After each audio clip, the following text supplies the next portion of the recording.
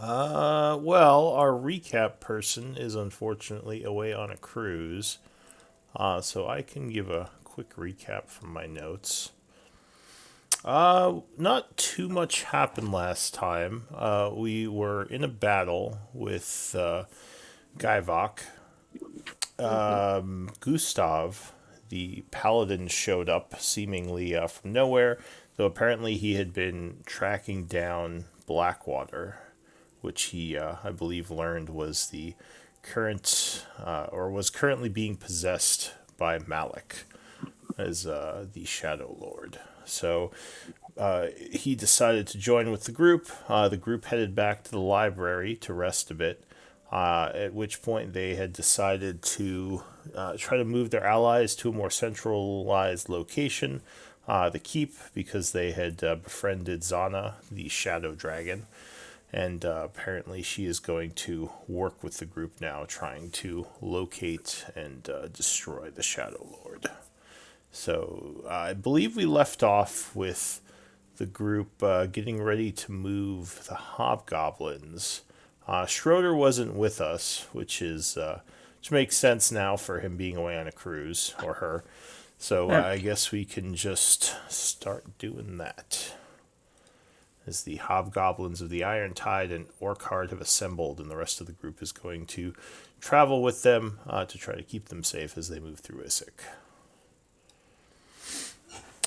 Question, and I will try to get you in soon, Milo. Okay. But question for the group: is there a specific way you're going to try to move these hobgoblins, or are you just trying to move as quickly as possible? I think we said So one thing we probably need to get a short rest before we start moving from their location. I mean, we were able to stealth back toward them, but with that big of a group, it's going to be tougher. So I can't continue to stay bloodied if we are possibly facing something. I'm still pretty beaten up from the fight with Gaivok. Oh, had you not taken a short rest since then? No. We had not. Oh, okay. So Orcard would nod. He says, yes, it's best to be at full strength just in case we get into a fight. So you are going to attempt to take an hour here to rest. Hmm. Can I spend 10 minutes of that doing a prayer of healing and benefit from the short rest, or is that too much? Yes, you can. I just have to see if anything happens during that time. So don't do the prayer of healing yet, but Yeah. we'll say 10 minutes in that can happen. Cool. So it's currently the 7th of winter at 1 o'clock p.m., and you're starting the short rest. Also, I started doing, and I think I may have mentioned it with this group, but I started doing short rests as a resource. At level 11, I think you get 4 per day, because it's 1 per Yep. proficiency modifier. I was tracking it for the group, but I decided to have you all start tracking your own since people might decide to not short rest, at which point me Okay. tracking it for the group is kind of pointless. So just make sure you have a resource called short rest and you have 4 of them per day. And whenever you want to take one, at the end of the hour time, you can just spend one to spend hit dice and regain your resources for that short rest length, if that makes Yeah, that's sense. cool. Yeah. Hmm. Okay. So I need a d20 roll to see if anything happens during this hour. Oh,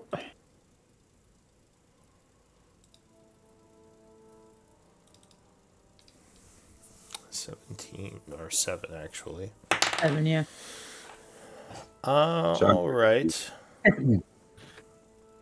So the first 10 minutes passes. So go ahead and do your spell. Okay. Nico chants finishing her ritual, and healing energy kind of flows over the group. You all gain 16 hit points. Nice. As the rest of the time is passing, does anyone have a passive perception of 17 or over? Yes, All right. at least two of us do. So, those of you who do, or hang on, Calgrod, the rest hasn't actually finished yet. Just the Oh, 10 okay, minutes okay, have okay. passed. Sorry. So it's been about 40 minutes. You all are kind of just waiting, relaxing, when Balefire, you would see a very faint amount of movement over in the houses over here, which are a couple hundred feet from your location.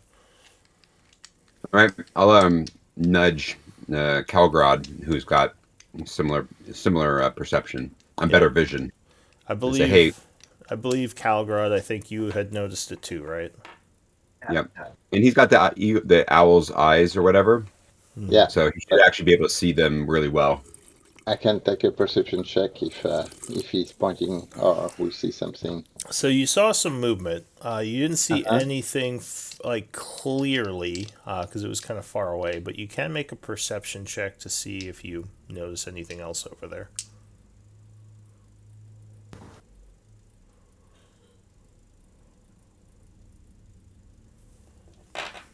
And let me double check something.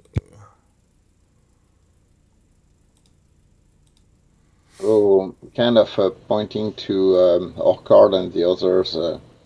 Keep quiet. There's something going on over there. Everybody at the stations, at the window. Or Is it we have like a window stations where that are boarded up, or did they kind of board up the house here? yeah, so this house that they're staying in has been boarded up. Spikes have even been set outside several of the windows as the Iron Tide has made this a little mini base. But you don't see anything more with your 20.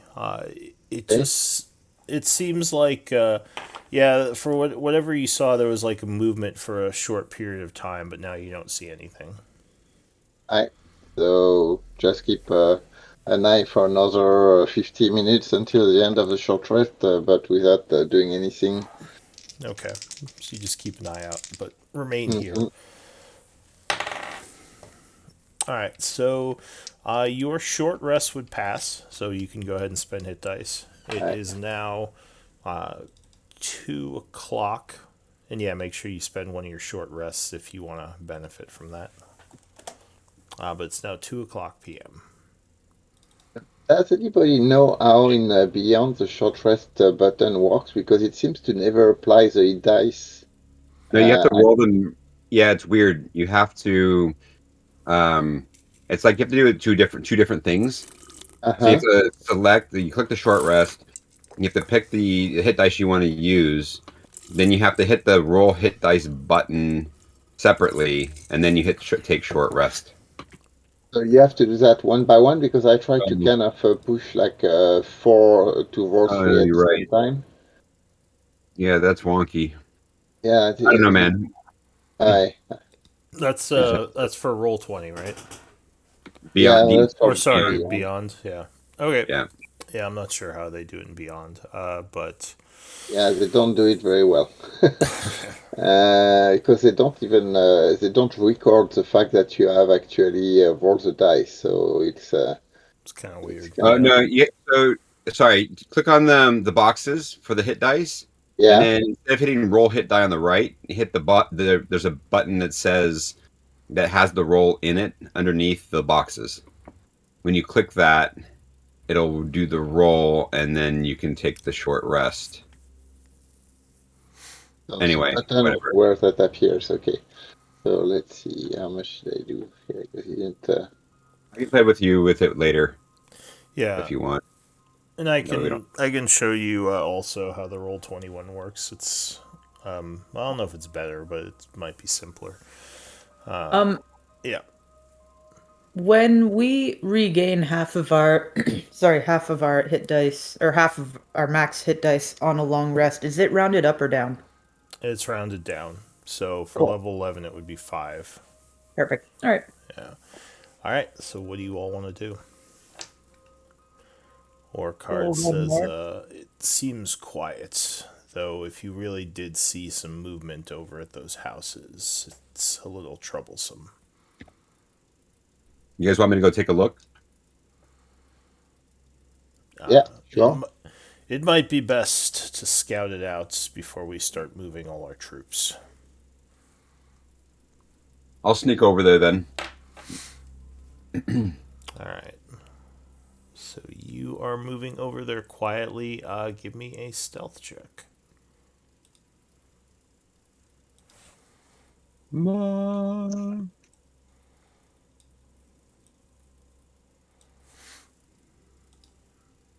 All right. So you are extremely quiet as you move Hmm. through the ruins, heading over to that area. And what is your passive perception? 17. All right. So you're looking around. As you are doing so, you would hear a voice say hello. Turning around, you see a figure there. Milo, what do you look like? Standing before you, Milo Underfoot, is average height, 5'10" or so, um, with his stark white hair braided into a rat tail that can go all the way down to his waist. His left arm covered in tattoos, and wearing simple clothes. None of these are the most striking feature of him, however, as it is his pale red eyes and just general pale complexion, as well as his somewhat gaunt-looking form that might make you you might mistake him as an undead, but he is very much alive. So you had been observing them for a while, kind of from a distance. But yeah, when he approached you, had decided to reveal yourself. So what do you want to say to them or to this figure? Also, oh sorry, what would you look like to him, Balefire? Since you So all Balefire, it looks like an attractive Matthew McConaughey looking elf. He's got really fancy black leather armor, like noticeably fancy armor. He's got some really nice looking weapons, a good rapier, magical rapier, a really fancy short sword, a whip on his belt, and bow on his back. And yeah, and he's got a nice camouflage-ish cloak as well. And good. he's fit, nimble looking. Yeah, his cloak might give off almost sort of a strange magical-ish property where he's kind of almost blending in with his surroundings. So Milo, what are you saying to this figure? You're far too well dressed to be one of the inhabitants of this city, although your complexion would make one think that you are one of the inhabitants. But I'm assuming you're not dead, correct? No, I'm definitely not dead, and I'm definitely not from around here. Oh, well, that makes two of Real us. quick, Lou. Yeah. So, Lou, do I recognize any similarities between Milo and Butcher? So Milo seems pale, but he doesn't seem as feral or animalistic as Butcher did. Okay.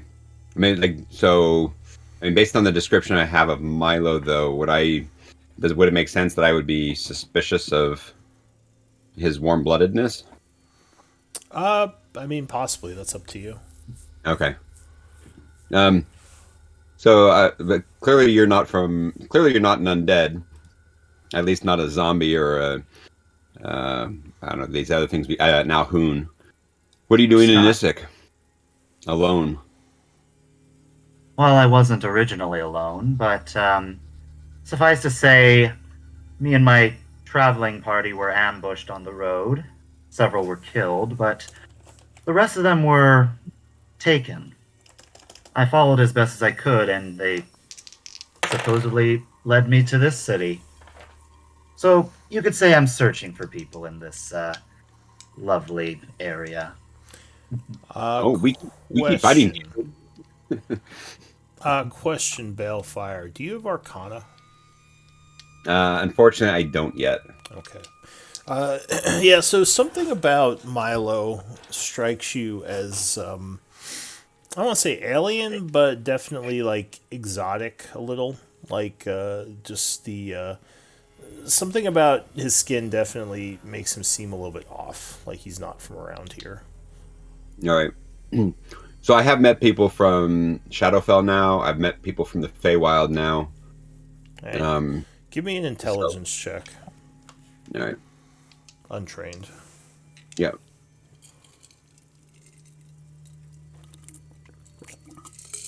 I came through as a save. Sorry.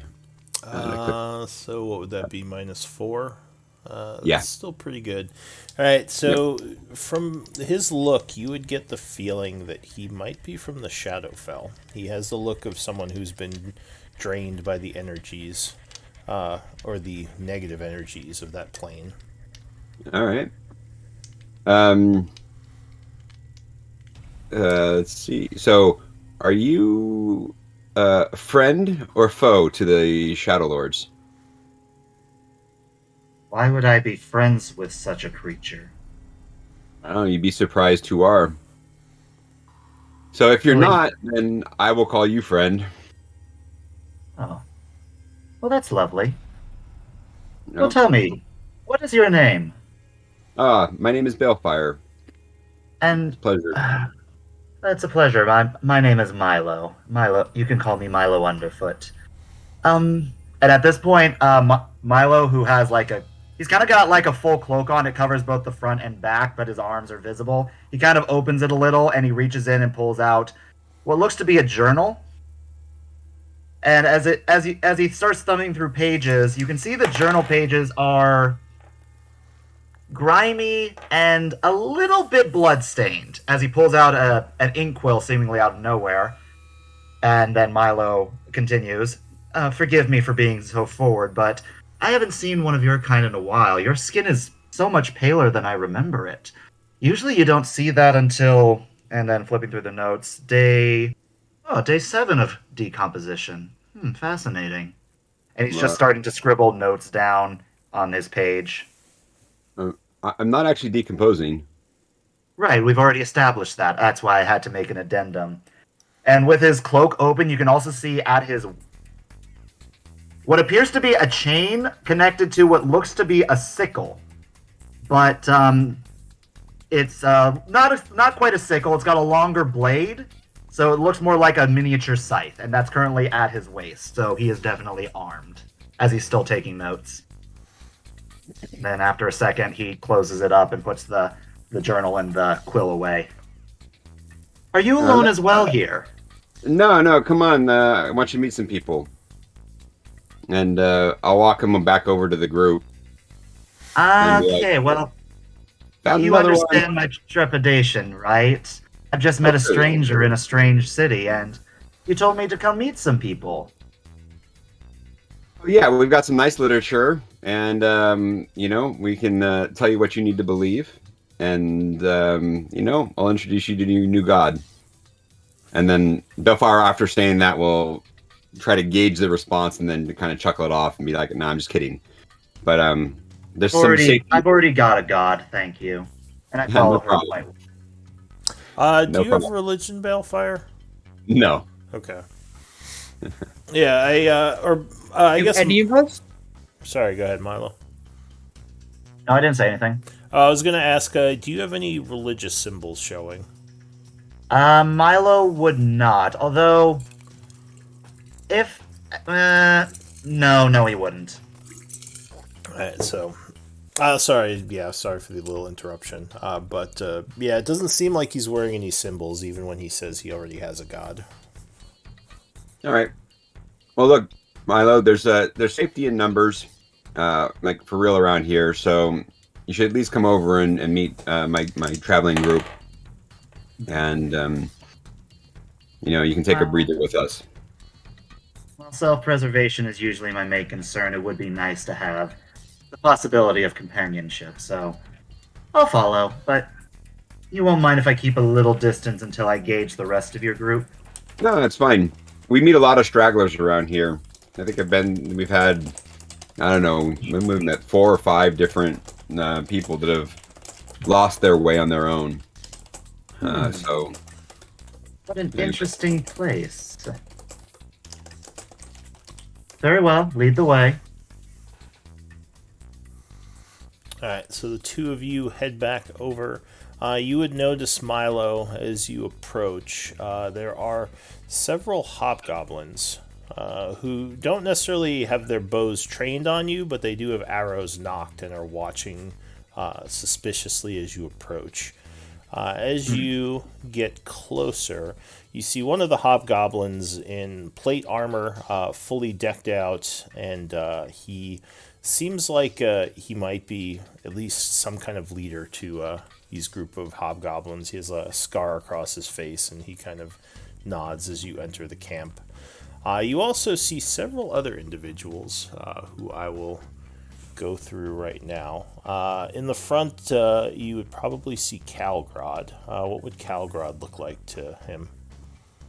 So Calgrod is like a 5'8" human with a brown skin, a dark hair, a well-trimmed mustachio and goatee, and a coal around his eyes and on his nails.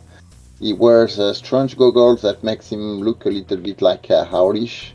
But otherwise, he is physically fit, not very burly or muscular. He wears ample light blue clothes and a dusty turban that may have been once white, as well as a studded leather armor. You see he's kind of stowing an obsidian dagger as he sees you coming in with balefire. Behind balefire, there is like a red ruby on that hilt. He has also kind of a scimitar, and he actually welcome you, seeing that balefire comes back with you. Say, Balefire, you found another straggler, huh?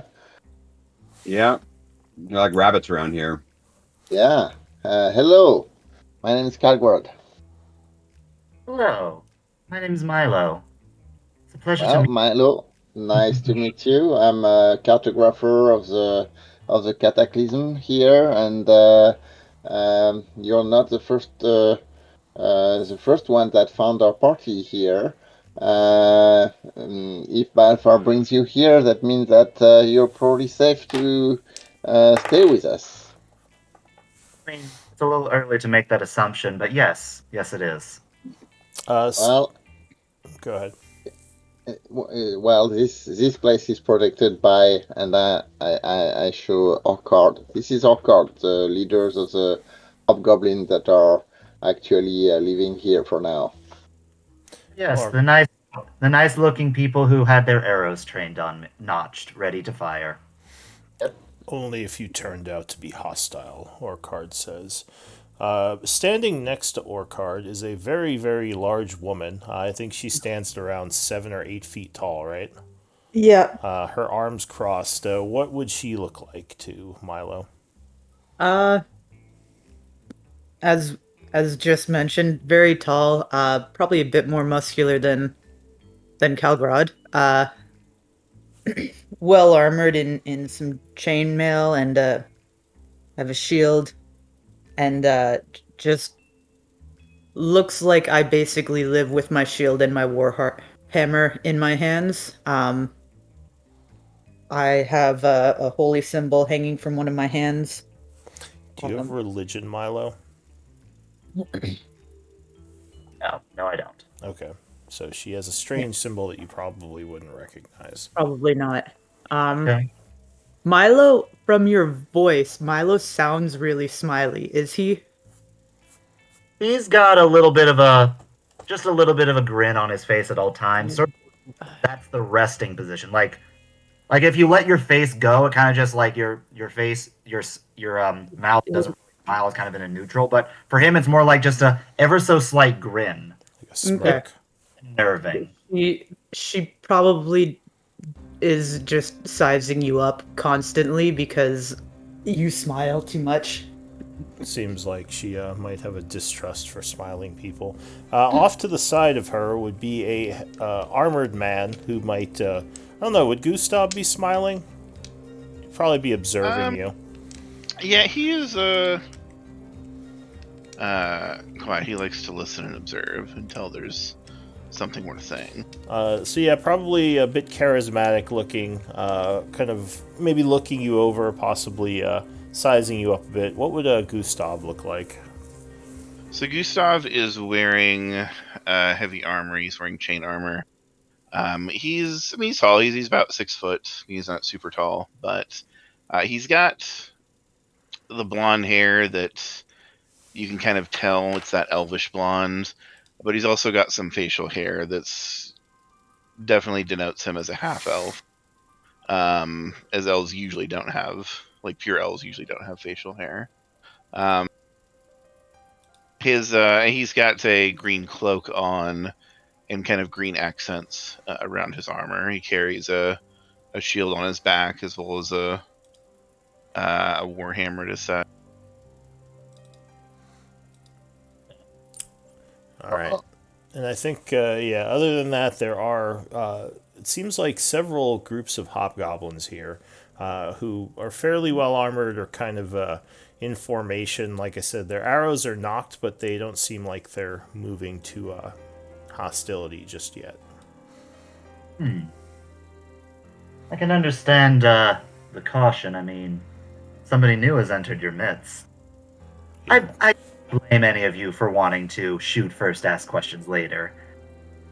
But I would rather you didn't. It would get very messy. No one here will shoot unless you raise your weapons to us, Orcard says. Maybe a little bit of a threat on his voice. Don't worry. I only raise them in self-defense. So, Milo, what group were you? You've been traveling to Isik by yourself or with other people? Oh, I was with another group, about dozen and a half, and unfortunately we were ambushed just south of here along the road. Uh-huh. Most of them were killed, but a small group of them were taken hostage, and I was able to track them here after evading my pursuers. So, what group would that be? Where were you guys hailing from? Oh, know where you've probably been. We are interested to know. A lot of people are coming to Isik with very different agendas. So, Oh, knowing where you hail from and who you were associated with would be important to us. oh, well, then have you heard of the Shadowfell? We have actually heard about the Shadowfell, yes, recently. Well, Are that's where. you? Oh, you're coming from the Shadowfell. Yes. How did you? So, are you saying you and your group or just you? Oh, all of us. We're from the Shadowfell. What were you doing here? I'm afraid, not really at liberty to say. Suffice Well, it, we came here for. We were hunting a group of people. I guess I can tell you that much, as I'm kind of muttering to myself, kind of just going through the conversation. Yes, I think I can tell you them. Okay. So basically, we were hunting this group of cultists, and we tracked them here to this plane. Unfortunately, they got the jump on us. And, yeah, they're the ones that I've tracked to this city. okay. So, cultist, are you? What kind of cultist are you talking about? What kind of cult? Oh, I didn't ask. I just followed the orders. But oh, so you are some kind of hunter in your normal trade, In a way, yes, in a way. and who are you answering to? People. People who have an interest in ridding the world of such individuals. Nobody malicious, I can promise you that, but don't get me wrong. been quite forthcoming with you all, but at the same time, we have just met. So, question Well, actually. Sorry to interrupt. I have a mercenary background. With that in mind, would I be able to tell if this is would I be able to pick up on quirks that this person is like a mercenary or a sellsword or something else? Give me maybe what would you use? Intelligence? Maybe I intelligence would think. or wisdom, something I would perceptive. think maybe like insight would be the only thing I could think of. Sure, you can give me an insight check. Okay. Just because I have the So, mercenary life feature. yeah, so you get the feeling that he seems very guarded about his information. Uh, he seems like a mercenary for sure. You wouldn't imagine he'd be still alive in the city if he didn't have some amount of skill in fighting. But yeah, you don't get. I mean, you don't get hostile vibes from him. You might get more of like a worried vibe that he doesn't want to give away too much. But No, yeah, and I didn't get any like hostile intention or anything. I was just wondering, and I would just kind of speak up and just say he's a mercenary. I don't. He doesn't pose any danger to us as long as we're not his contract. even so, well, it would be good to know his purpose here, Orcard says. We have to be careful with who we allow close to our people. I agree with your card, and especially as we just had somebody escape from our grasp, and very likely to the Shadowfell, like Schroeder, kind of. I think it was Schroeder that determined that, right? So He could be an ally of I, Gaivok or the Shadow Lords. We wouldn't know. that is He one of my smells like concerns. Gaivok. Yes. Now, I've already told one of you that I would never ally myself with such an individual as this Shadow Lord. Why am I repeating myself? So you know who Oh, the Um, because Shadow Lord is. tell them. As Yes. far as I know, as I only heard that the first time from you, but yeah, I agree with your card. Do you know what a Shadow Lord is? That's not common knowledge. It's more that I've heard the name. I've never met the individual, but I know he's somebody that I would never ally with. He's somebody Okay, who circumvents the natural order of the world. that is certainly do. Would you know, coming from the Shadowfell, where Shadow Lord can be found over there? Would I? DM? Alright, so you actually. Let's see, what knowledges do you have? Do you have any type of arcana or knowledge in general, like religion or nature, history? No, I don't. I don't have any of that. So, give me an intelligence check. Okay, let's see. Just. Alright, well, due to the nature of the group you're with, as far as you know, the actual Shadow Lord is a being that remains trapped somewhere on the prime material plane, the world of Gaian. So, if they're saying that he's walking around somewhere, that would be quite worrisome to you, as he's supposed to be extremely powerful. And it would make sense why the cultists might be in this area if the Shadow Lord is here. But yeah, as far as you know, the Shadow Lord should still be trapped somewhere. So this might be a pretty big revelation. So all this talk of the Shadow Lord, while he still has that little grin on his face, you can definitely see it kind of faltering just a little as we talk more and more. You keep mentioning the Shadow Lord, but he's trapped, isn't he? He's supposed to be bound to this plane and not just causing a problem for anybody. He What have you was. here? Well, yeah, actually, the one that escaped, his name is Gaivok. He was actually trapped by the dwarf from the previous cataclysm, you are here in the world of Gaia. I don't know if you've learned that already, but this world is rocked by cataclysm every thousand of years that kind of destroy the surface. People seek refuge under, and the dwarves have actually captured Gavok, who managed to escape. And more concerning is that he has a student called Malek, who is actually the one that created that situation here in Isik. He's actually run a ritual that turned a lot of people in undead and did wreak a lot of havoc. So, as you can see, we are also hunters in a way, as we are hunting the Shadow Lords. Well, I can definitely see how our goals can align in that way then. But you don't have to tell me the history of this world. I am actually from here, just not recently. Oh, you I'm are in the okay. Shadowfell for a number of years, so Huh. He am does have originally the from traits of a human. I didn't think Okay. he looked elven, Orcard says. here. Mhm. Are you from the Empire? Uh, like I said, it's just been a long time since I've been here. I have the general gist of everything, but specifics I kind of left in the past, so I couldn't tell you where I'm from really.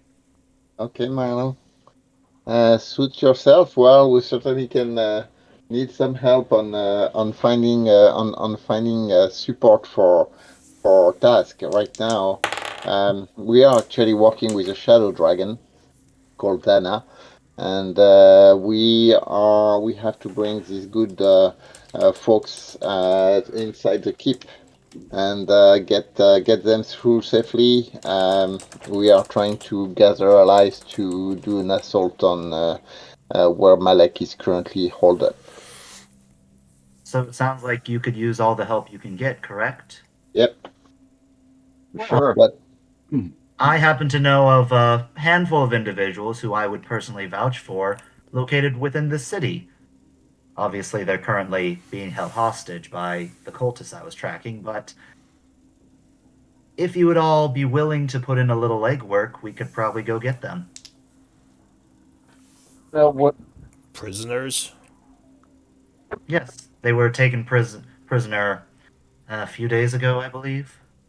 Do you know by who? There's lots of there's lots of competing forces in the city. Well, these ones would be DM, would the cultists be living or dead? They are Shadur Kai, Okay. cultists of the Shadow Lord, who you were tracking. All right. Well, I don't know if you've all seen Shadow Kai around, or Shadow Elves as they're known for, because of their very dark complexion, as completely opposite of Good Bale over here. But basically, that's what we'd be looking for, a group of Shadow Kai.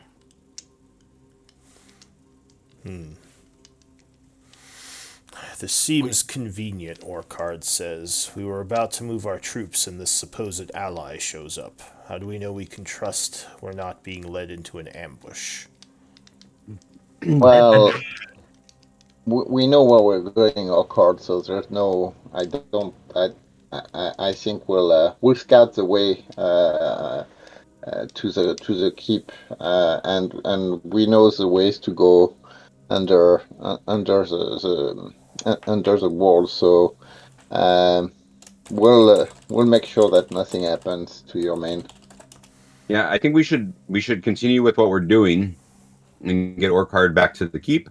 Um, we can wait till this evening and we can talk to Jana. She may know about, because she scouts the city so often. She may actually have a nice bead on where these cultists might actually be and have additional information before we go charging in and make a mistake. I agree. DM? I agree. Sorry, DM, did I actually track the location of the cultists, or do I just know they're in the city? You know they are at a church, so you do know their location. Okay. So Well- Arkard seems a little hesitant. Seeing that, Gustav is going to grab his generic cross, holy symbol, and he's gonna divine sense. I suspect nothing's gonna come back, but I really just want to use that to be able to kind of. Can I notice that he's doing that? So it's not necessarily a spell. I'd say without religious knowledge, it might just look like he's doing some kind of small prayer. If you don't Okay. have knowledge of religion. I don't. So yeah, you would see him kind of grab his cross, maybe close his eyes for a moment, and then his eyes would glow slightly. But no, you don't sense any undead or fiend or anything within 60 feet. Okay, and he looks over to Orkard and he says, "I just checked. He doesn't have any stench of evil or undeath on him, at least. Well, that's So something. I but don't. Yes, I don't think it. I mean, I might be biased since I'm a fellow mercenary, or I was in another life. But I don't. He seems odd, but I don't think he's necessarily untrustworthy. He says, we're all mercenaries here, but it just seems convenient that we just pulled off or you all just pulled off this successful attack, earning us the keep, and now suddenly more resources show up that would benefit us. It seems too easy. I Believe mean, me, Orchard, believe me, that has been the story of our sojourn here. Since we arrived, we have met a lot of people coming here. You have to remember, Isik is driving a lot of people to its walls and its streets. And I'm pointing at Nico. She is one of them. He is one of them. I'm pointing at Gustav. Pretty much from our original group, it's only me, Balefire, and Schroeder that have entered together. The rest of our party is actually people we found here and there, and they have helped us. it seems as if it might seem convenient, but I think fate plays a role here for so many people to have gathered in this one spot with Yes. so many events corresponding at the same time. We must be doing Truly, the the right gods thing, are having a then. laugh. Go We must ahead. be doing the right thing. Typically, in my experience, that means that something of import. It's something of great import. I mean, if it's a being like the Shadow Lord that you're hunting, it would make sense that so many pieces would gather in one place, wouldn't you say? I agree. Maybe. In any The case, purpose of trust. I'll follow the group's lead on this. The Iron Tide are at your disposal as long as our deal for a split of the vault is still in place. It is. He nods. Milo, there's one last thing I'm really interested into knowing. You say you come from the Shadowfell following Shadarkai cultists. How did you cross from the Shadowfell to here? Not exactly common knowledge on the material plane, I would guess, but basically, we had an individual who was skilled in crossing the boundaries between planes. Hmm. Okay. Fortunately, he did not survive the ambush. Oh, darn it. Okay. You might say I'm stranded here. You're okay. You are stranded. Yes, but I can make the most of it. And at this point, I'm pulling the journal out again and just kind of thumbing through the pages. So much, plenty of time. Looks like a journal that has seen much experience of battle, most likely, with all the stains and the blood. Oh yes, very much so. Sorry, that was just me narrating as the DM. Sorry, I thought that Who was your said that? hobgoblin. Who said that? That was the hobgoblin. No, Orcard's more just gruff and observant at this Okay. point. Okay. It's a Yeah. disembodied voice. Yeah. God, is that you? Exactly. All right. So yeah, what does everyone want to do? Orcard says, I- "Well, does this change our plans, or are we still heading to the keep first, or are we going to we help should him be. rescue Yeah, his we should. people?" We should be heading to the keep first, and like Balfar saying, maybe talk to Xana to see if there are any information she can give us. We need to long rest anyway. We had a pretty rough fight this morning. Yeah. He says, "What of Jean-Luc? Do you plan to get him as well to bring him to the keep?" Well, we are probably going to try to get him as well as possibly the Warforged. Do you think all of them will come with you to the keep? I did not realize you were such good allies with them. Hmm. Yeah, they have. We've learned stuff, and Schroeder is probably better suited to tell us our links with a Warforged. But we need also help we can get, because once we get in the under cave and next to the vault, all the forces Malek has kind of harangued around will be pit against us. So I don't want all your men to die while others that could help be still available to do to make our task easier. Do we know what sort of forces Malik has? That is a good question, Card. We actually are not 100% sure yet. We know that we know from an ally of his called Butcher that he's actually have creatures that are serving him down. We don't think it's necessarily the ghouls, but I'm not 100% sure what kind of creatures he's using down there. I see. Well, it would be good to find out before an attack, but for now I agree we should move to a more secure location. This house has suffered several attacks by roving ghouls already, so I don't think we're safe here. Okay, let's go. I think then the pace should be fast, and I don't think we can hide such a big force. So you probably have to have your men hustle as we go through and hope for the best. Nods. He says, You all take point, be the point of the spear, and we shall move behind you." Okay. All right. Does anyone want to? Or go ahead. Sorry. Oh, I just said excellent. All right. Does anyone want to do anything before you start moving the troops, or are you all ready to go? And I assume Milo is joining the group for now. Yes, and during that whole conversation, he's been basically getting closer to each member of the group as close as he can without them pushing him away, and kind of just scribbling down notes. About each of them. Yeah, so like Calgrood, Balefire, Nico, and Gustav. All right. Nico would have kind of pushed you away with her warhammer, not let you within maybe like closer than maybe a meter and a half. She Well, fortunately, seems Yeah. after all, you are quite large. she needs her space. All right. I would imagine being so large.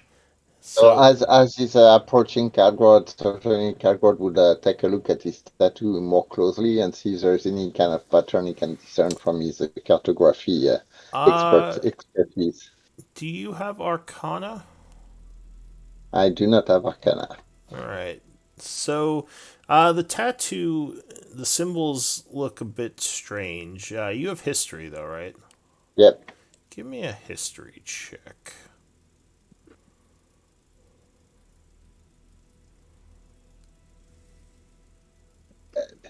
Nice. So, the kind of shapes of this tattoo remind you of tattoos used by several groups of warriors in the past. Often these tattoos would hold magic.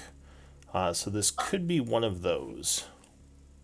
So when you mean the past, are you meaning this cycle or past cycles? We'll say it was. Oh, it was a long time ago, actually. During the seventh cycle, uh, a Oh, group wow. of a group of warriors that you had read about had fought for one of the empires back then, and they were often gifted with magical tattoos.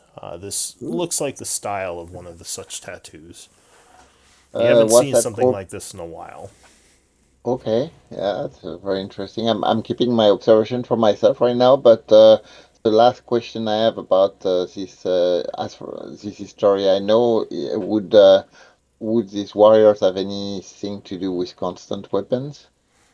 No, they were more sort of elite warriors that were in charge of the defense of an empire, almost like Okay. a group like the Rangers or Marines, just a very highly Yeah. trained group of individuals. So yeah, okay. So it would be like the equivalent of World for this cycle or something like that, just for the Yeah, second probably. cycle. Alright. Alright. All right, so the group begins marching, moving very quickly through the area. I'm putting my shield on as we move out. Yeah, that's fine. I assume you would all have your weapons. Yeah. Schroeder decided it would be too dangerous for him to come, so he is staying at the library for now. Just by the way, She. she. Sorry, she. It's okay. We all do it. So you notice as you're passing by the cathedral, several groups of fully armed warforged have crossbows out and are keeping vigilant, but they don't seem to do anything. Just keeping an eye on the large group of hobgoblins as you move. Give me a d20 roll. You're in a dangerous position right now, being unable to stealth and moving out in the open with all these troops.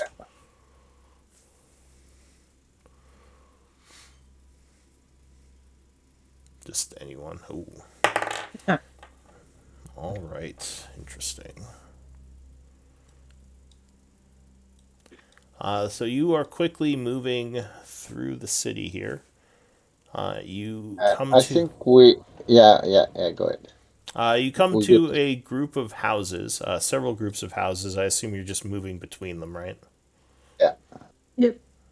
Were you saying that you were going to do something? Well, yeah, because we discussed going to the entrance of the keep, but you mentioned that we checked that from the wall, and there's a lot of ghouls around the entrance, right? Yes. So I Yeah, assumed you were going to the fountain to go yeah. underneath. We're going to the fountain. Okay, sure. Right. Yeah. Kind of keeping a large distance from the thousands of ghouls guarding the keep. Yeah. So give me active perception checks as you move through this part of the town that's filled with these houses. Just everyone? Yes. As I assume you're all keeping an eye out. Alright, so 17 looks like is the high roll with the 4. Who am I missing? Oh, Calgrad. Which is, what, 16 is your passive? Yeah, it's less than my passive perception, actually. Okay. So you would notice some, I'll say, Balefire and Milo as you're moving through this area that there is movement within some of the houses. It looks like there might be ghouls in these houses, though strangely enough, they don't seem to actually be attacking the group. Almost like they're just watching you, which might be even more unsettling. Weird. Everyone else. Usually, ghouls are mindless. They would attack no matter what. They have a master.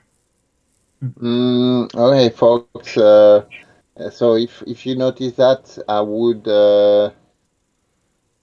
point out that maybe we should head straight for the keep entrance then, if they are not attacking us like they used to do, and let's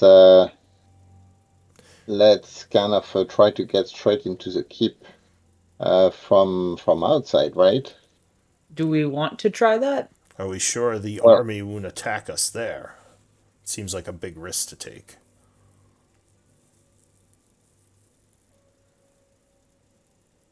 why would they not attack us? So we know the ghouls are controlled by somebody, so either they are watching over us and they are planning to ambush us. They may know we are coming from the So, from the marketplace. almost as if on key, when you say that, the wall of a house nearby explodes, and a large bone creature, who you probably are familiar with, comes stamping out as ghouls begin rushing out of the house. God damn, Calrod. Orcard yells, "Ambush!" Yep. It's, I was expecting this to happen. Luckily, you were Schroeder's- semi-aware, so I wouldn't say you're surprised, because you were kind of observing the strange ghoul movements. So you should see yourselves appearing in a moment. The Iron Tide is being attacked from behind by a bunch of ghouls, so they're fighting them, so I'm not going to get them all involved in this fight, but let me put you all on the board here. You just see black. Yeah, sorry, Yep. give me a moment. Okay. Oh, Schroeder's not here. Never mind. Balefire. Nico. Hey. Gustav. That looks like a and friendly Milo. thing. There we go. Ah! Alright. Oh, how I've missed these. I like your pick, Milo. Is that like a custom made for your character?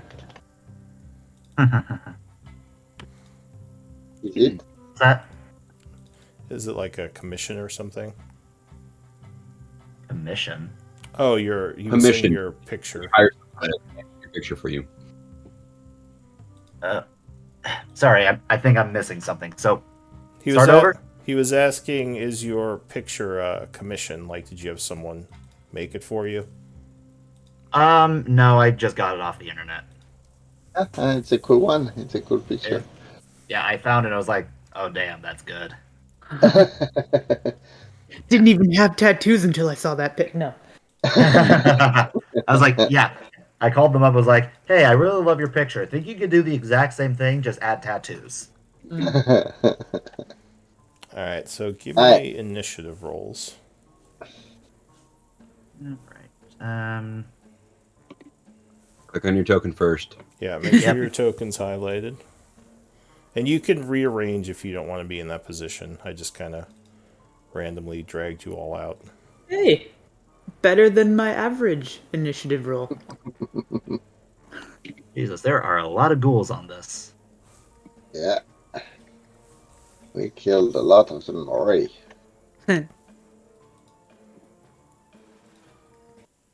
Alright, Welcome to Isik. exactly. Everyone on there? Yeah. I've been getting some weird behavior with the lighting. I don't know why it's flashing like that. We're not Testing. ghouls yet, are we? No, you don't see. Well, there are ghouls attacking the Iron Tide behind you, but none are attacking your group just yet. Okay. All right. So the first to act, Milo, actually. So the house wall just explodes outward, and this enormous conglomeration of skeletons just steps into view. Here, I'll give you a picture of it since I don't think you've seen it before. Okay. The timer's going down. Do I have to be worried about that? Nope. Not for right now. Okay, just making sure. So this is what it would look like as it begins walking towards the group. But you get to act first. What do you want to do? All right. Well, up until this point, he's kind of had his journal out, kind of just making minor notes in it. But the second this monstrosity bursts out of the house, that journal is all of a sudden back in his robes, and his cloak falls off, and like seemingly out of nowhere, he has his hand on his weapon, which now you can all get a good look at, which is basically a miniature scythe attached to a chain, giving it sort of a nunchuck kind of feel. And he is running. He's running right at that thing. All right. Let's see. So kind of usually, just a quick interrupt, to mark yourself as a weapon in your hand, it is this symbol for Okay. a one-handed weapon. Okay, yeah. Sorry, am I able to do that myself? Yeah, so if you click on your token, there's like a lens button, and you can click that to show all Okay, I the see. token markers. If you have Okay, yes. if you have both your hands taken by weapons, you can press the number 2 over the symbol, and a 2 will appear to mark that you have 2 weapons out. Okay, excellent. So currently it's only in one hand technically, Yeah. but running at the thing, is that a how? So is this so Sorry, is this like higher ground that it's on, or is it on the ground? It's below in the house. There used to be a wall there, but it's been destroyed, so you Ah. can run right up to it. Moving through allies is difficult terrain, but Oh, right. other than that, I'm going to go around them. Sorry. okay.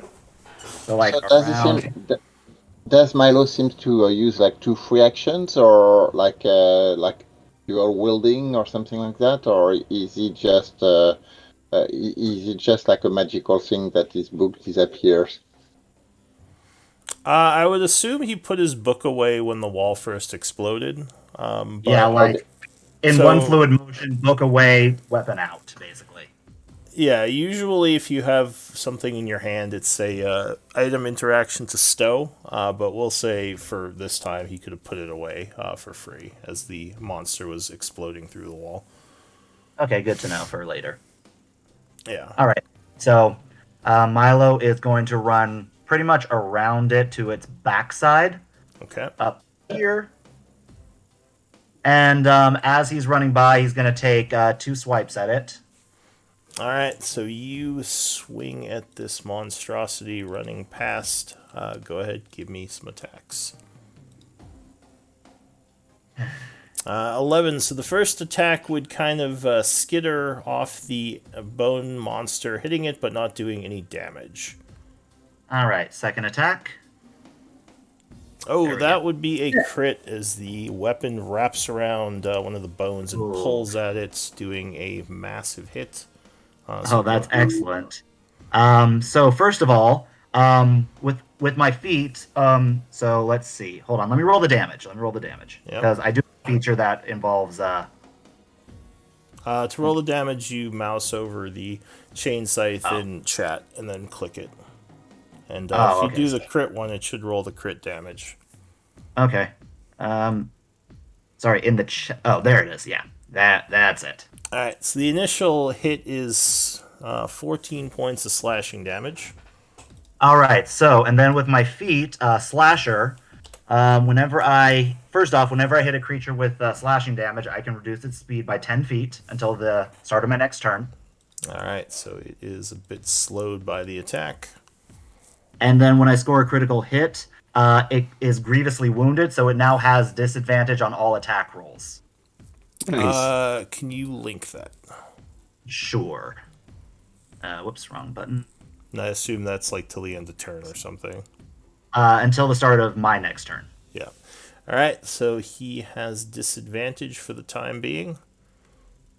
All right. Let's see. Do I have nothing there? Nope. Okay, so, and then I am going to spend a key point to All right. Flurry of Blows. All right, so you suddenly begin moving much quicker, taking 2 more strikes on this thing, moving like Right. lightning. Okay. Okay. Oh, Has another another crit. one. Damn. Not the best damage on the second one, but still a solid Well, hit. it's unarmed. What are you gonna do? Yeah. I just gonna roll. All right, There, but- 2 and ones. So then, yeah, okay, and then the second attack, because flurry of blows is 2. Yeah. All right. Ouch. So unfortunately, you would punch it, but 9 would not be enough to penetrate its armor, and you do no damage. Anything else? No, I believe that's everything. I assume I did. I mean, I'm assuming. No, never mind. I didn't have advantage on any of the attacks, so the other thing wouldn't come into effect. All right. So at the end of your turn, the creature explodes, sending a bunch of spines at you. You All are right. struck for 8 points of piercing damage. Okay, that's just that happens. Yeah, that's for ending within its aura. Okay, cool. So that is it for Milo. Balefire, what are you gonna do? Balefire will begin his blade song. Okay. Begin your dancing. Begin my dancing. And he will then pull out his 2 swords, dual wielder feat, so he gets both out for a single item interaction. Yeah. So he's pulling out his rapier and I'm trying to do the icon for you. His rapier and then his short sword Stabatha. Okay. And So I was Yeah. just going to mention Milo. It looks like you're still at full health. So make sure you Oh, minus sorry, I that. forgot to. Sorry, I forgot to take the 8 damage. Yeah, that's me. Yeah, no worries. Just want to mention it. 8 damage. Yeah. And that is There we go. 2. All right, so yeah, Balefire, as Milo runs in, you draw your 2 blades and begin stepping with your All your right. blade song. Is it a dance or is it more like you hum a magical tune, or what does this actually look like? It's 'Cause we haven't, more of a mental magical tune. So is there any visible change when you do your blade song to how you're fighting? No, I haven't role played it that way. Okay. So I will come in to here. That's the 25 feet, Yeah. which puts me in a flank with Milo, and I will attack with. We'll do a green flame blade. All right, so you rush in, doing your green flame blade. I'm going to turn off dark vision for this fight because it's driving me crazy. 28 will strike with the first attack. Go ahead and give me a damage roll as you burn the creature, stabbing for 17 plus fire. So give me a fire damage roll. Yep. Green flame blade. So another 9. So 26 points of damage total. There's a bunch of bones snap from the attack. Maybe some And then joints get pierced. I will jump back, then dance back with another 15 feet of movement. Alright, so as the bone spines are flying out of this thing, you get back. It seems to be very unhappy with you, and your mobility prevents the Oppie, I believe. That's correct.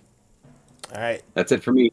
so there is suddenly a shattering noise as a ghoul comes flying through this window. It runs up at Calgrod, jumping at you, trying to claw you. Oh, 8 versus AC would very much miss you, so it kind of stumbles as it's coming at you and almost falls over, swinging wildly. That would be it for the ghoul.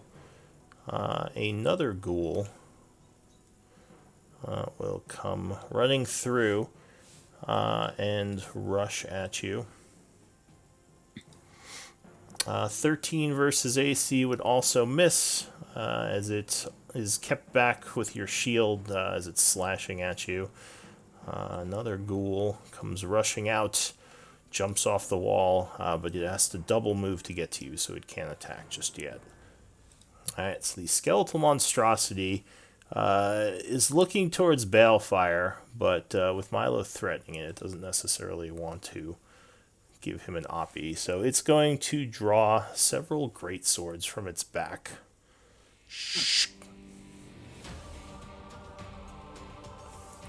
And it's going to take some great sword swings at Milo. So it makes 2 attacks.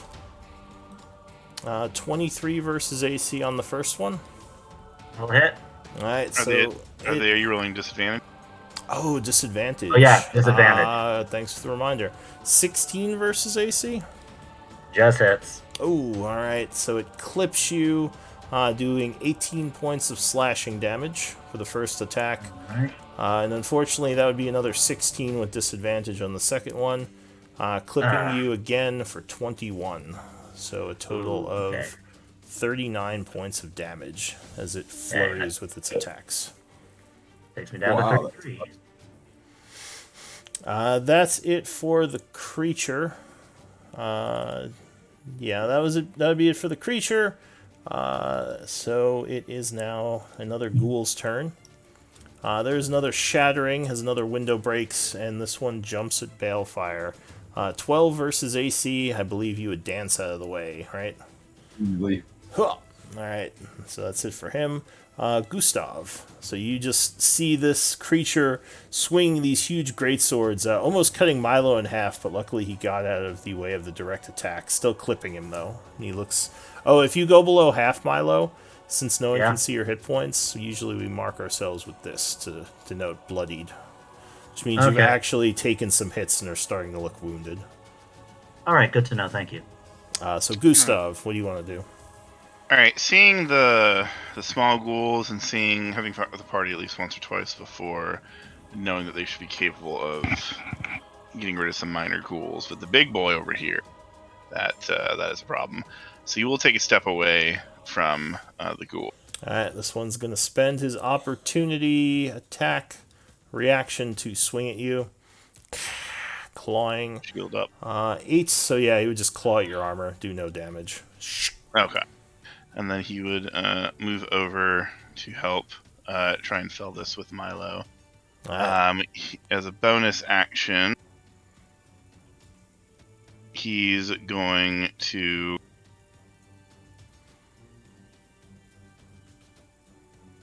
take a vow of enmity against this foul creature, giving all his attacks advantage for the next minute.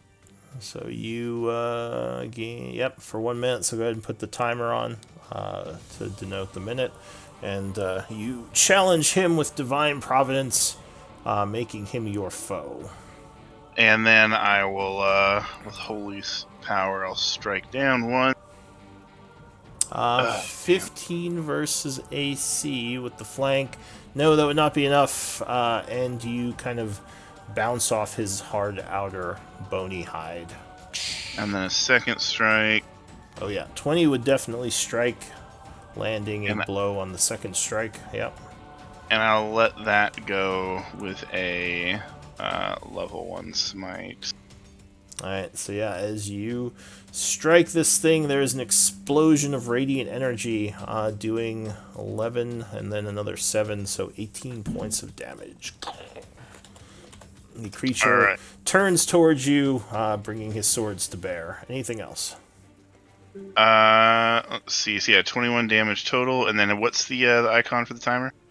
It's the stopwatch. Stopwatch, okay. No, that'd be it. Alright, so that is it for you.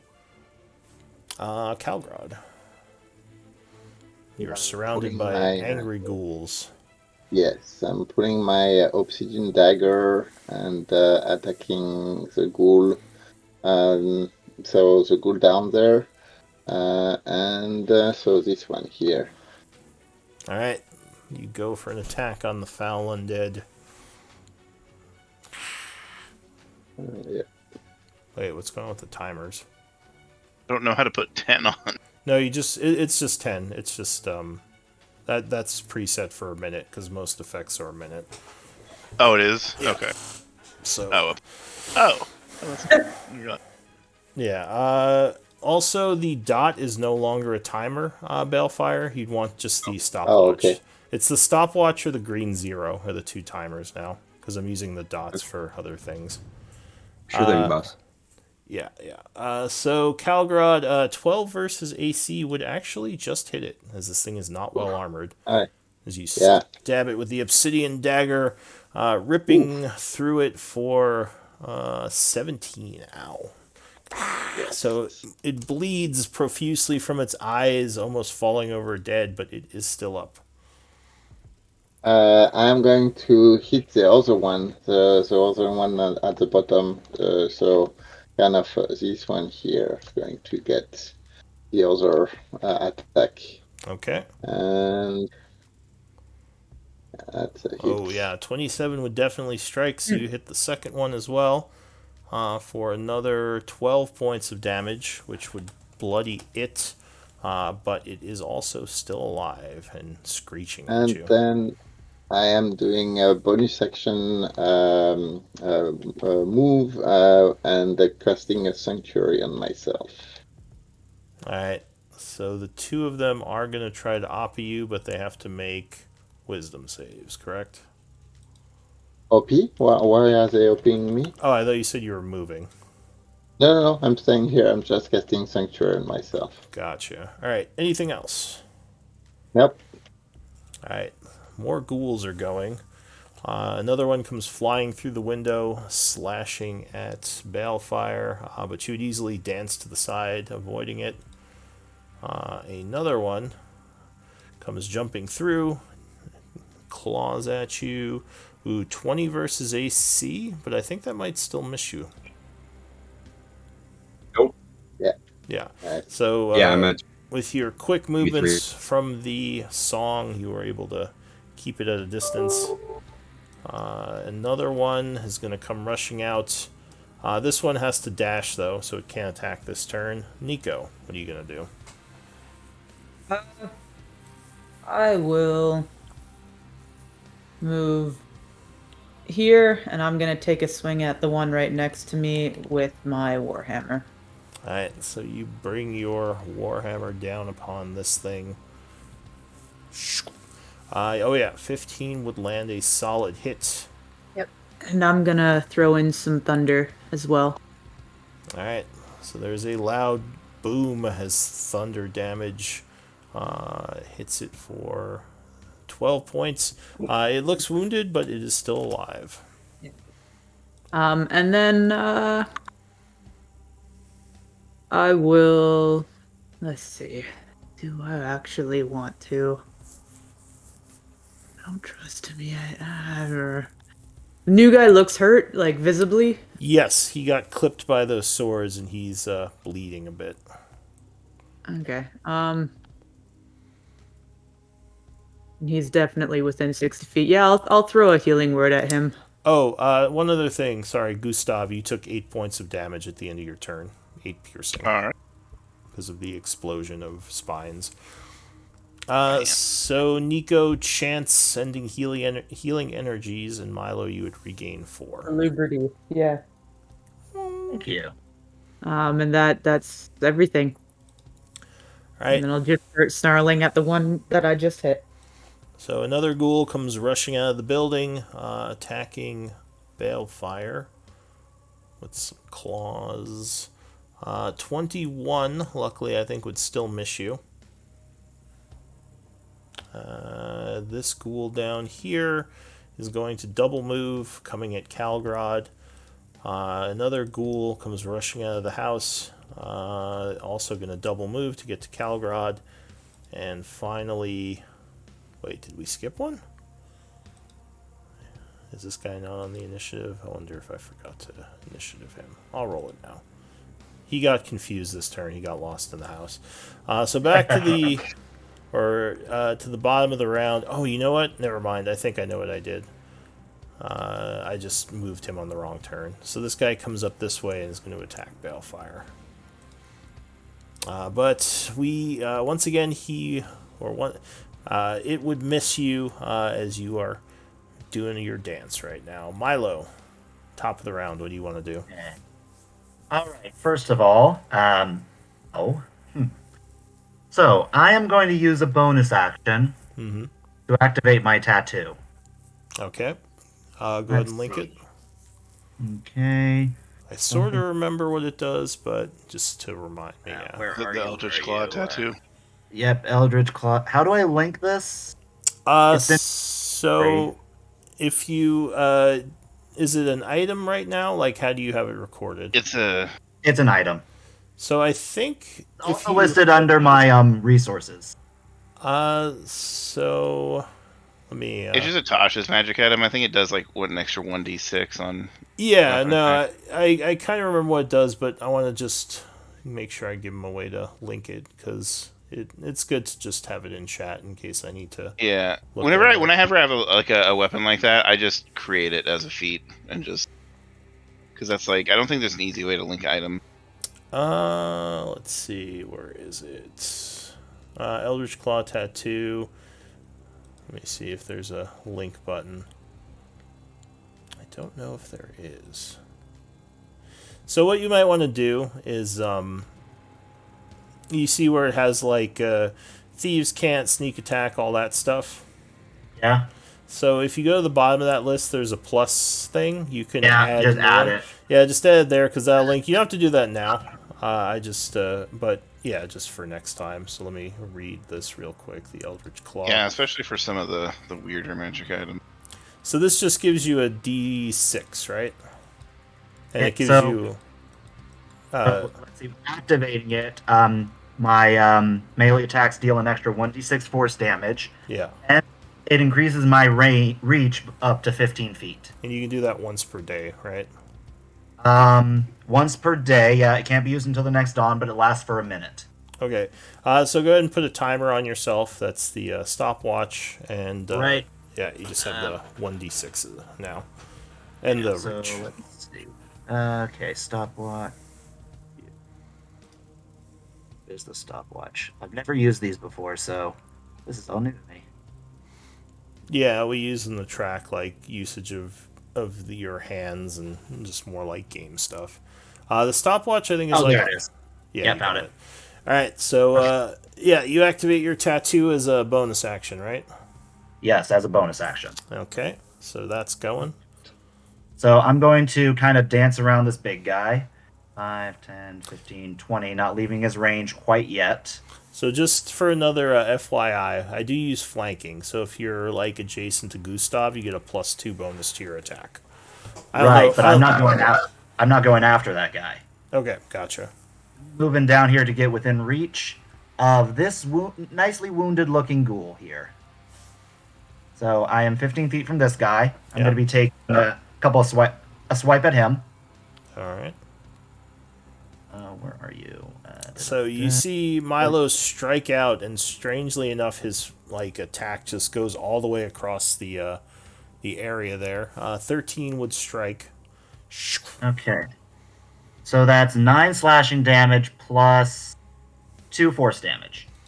All right. So the scythe hooks on his neck as you pull back, decapitating him. Excellent. And here's the reason why I went after that guy, because now that I've... Oh, darn it. Nope, not yet. Sorry. That only works if I'm 5 feet from them. Ah, shoot. Okay. Well, I'm going to risk an opportunity attack because I kind of want to use this feature this turn. So... All right. So that one's dead. I'm going after the one next to him, but I'm going to move closer. So I'm going to leave the big guy's range. You are actually still in his range if you move there. So that if I would provoke an here? Oh, well, if you move there, no, that would leave. I have to be 5 feet to get this. Okay, so he is going to take a swing at you using his reaction. And you notice only one of his arms need to swing, so he may actually have multiple reactions. But great sword swing, 15 versus AC, I think would just miss you. Does not hit. All right, so you kind of dodge under it as a big sword comes at you, and you move down there. Okay, I'm going to take another swipe at... Actually, okay, hold on. Let's see. 5, 10, 15, 20. Oh, yeah, I've got enough to kind of dance around this guy to get advantage on him. So I'm going to move down here, actually. All right, so you flank, giving you that +2 to the attack. Okay, and then... Is there a way to add that to it, or do we just add the +2? You just add it manually. Okay, chain scythe. Ooh, that's nice. Yeah, 27 would definitely strike as he's distracted by Calgrod. So 6 plus 5. Alright, so yeah, you kind of rush up behind, slashing at his back, which would send a black ichor everywhere as you cut him almost in half and he goes down. Alright, so this is where this will get interesting. As I'm basically cutting him in half and the black ichor is kind of coating me, it starts to get absorbed by my skin. Alright. And I now gain temporary hit points for killing him. I believe it's 11. Let me double check that. Alright, and you can record those in the red bubble, is where we usually put temp HP. Okay.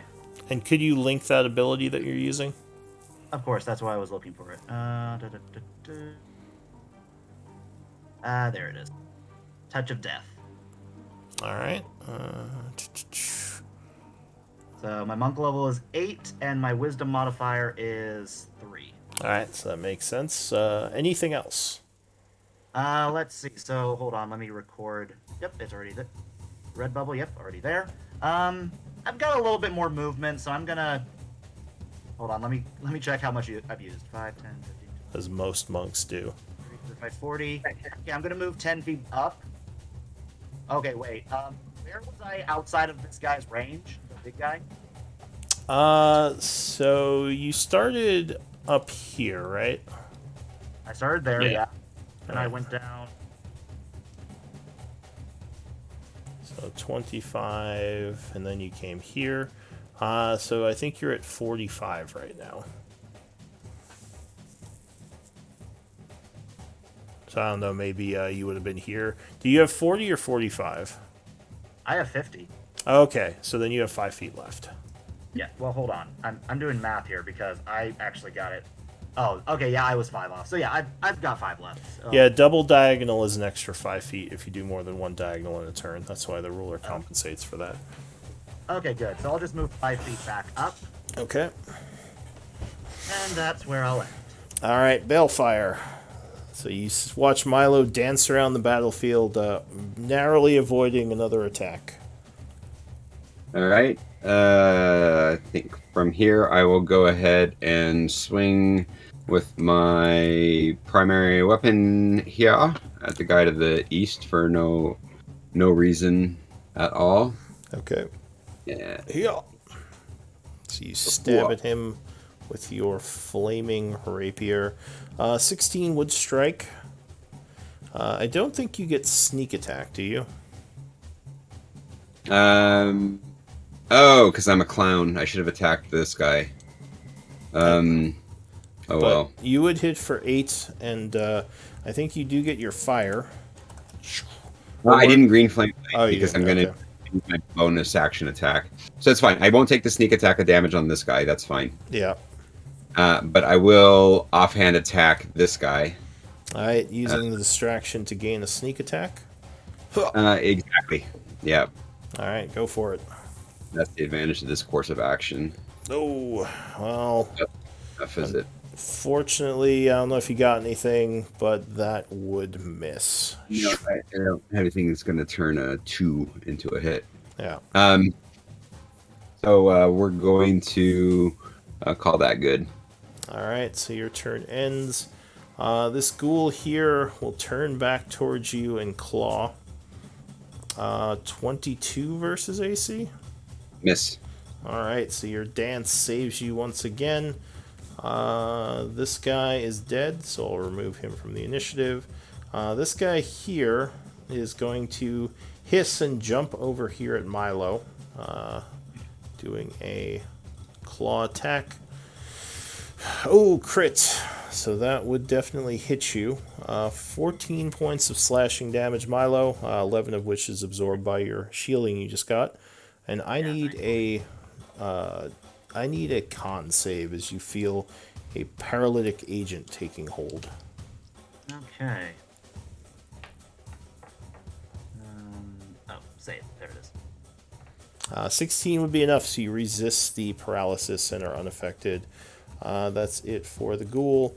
The monstrosity is going to turn towards the paladin angrily, whipping his great swords around and bringing them both down upon you. Yeah. Are you saying something? Oh no, just oh boy. Oh boy. Well, oh boy indeed, because the first one is a crit. Oh man. So you would be struck for 40 points of damage, slashing, as he knocks you with the sword, your armor luckily taking the brunt of it, but almost knocking you off your feet. Second attack is a 14, so that one deflects off your shield, sending the great sword flying. Flying away, but not out of his hand. Yeah, after that first hit, I definitely decided to pay attention to the second one. Yeah, like oh shit, and knocking the second hit away. That will end his turn as he moves down this way. The ghoul goes. This one's going to go for Balefire. 11 would miss you, ending his turn. Gustav, what are you going to do? I think you're looking wounded now, right? Yeah, I am. Well, or no, actually, I think you're still. Nah, technically, I'm like 1 HP away from it. Let's say, yeah, technically. Okay. Wow, this thing needs to go down.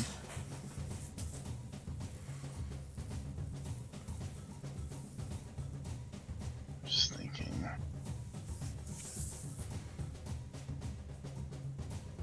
So I just figured out how to link this from my D&D Beyond. So here's the Eldritch Claw tattoo if you can see it. Okay. That's good to know for the future. Yeah. Okay. The person doesn't have to be engaged with the enemy, right? Like, if I went here, would I be flanking with Nico? If you want Or where? I mean, yeah. If I went like into one of these spaces, like right here, would I flank with Nico?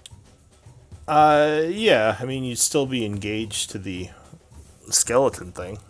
Yeah. So I didn't know like if Nico like had to attack the skeleton thing as well, or if it was just positioning. No, it's just positioning. It's just a distraction. Okay. I mean, I'm definitely aware that this thing just came up behind me. Yeah. So I will risk and take a step away from the ghoul, shield up, ready for the hit. Alright, so it's going to reaction slash at you. 9 versus AC would miss as it scratches your shield. I just laugh at it.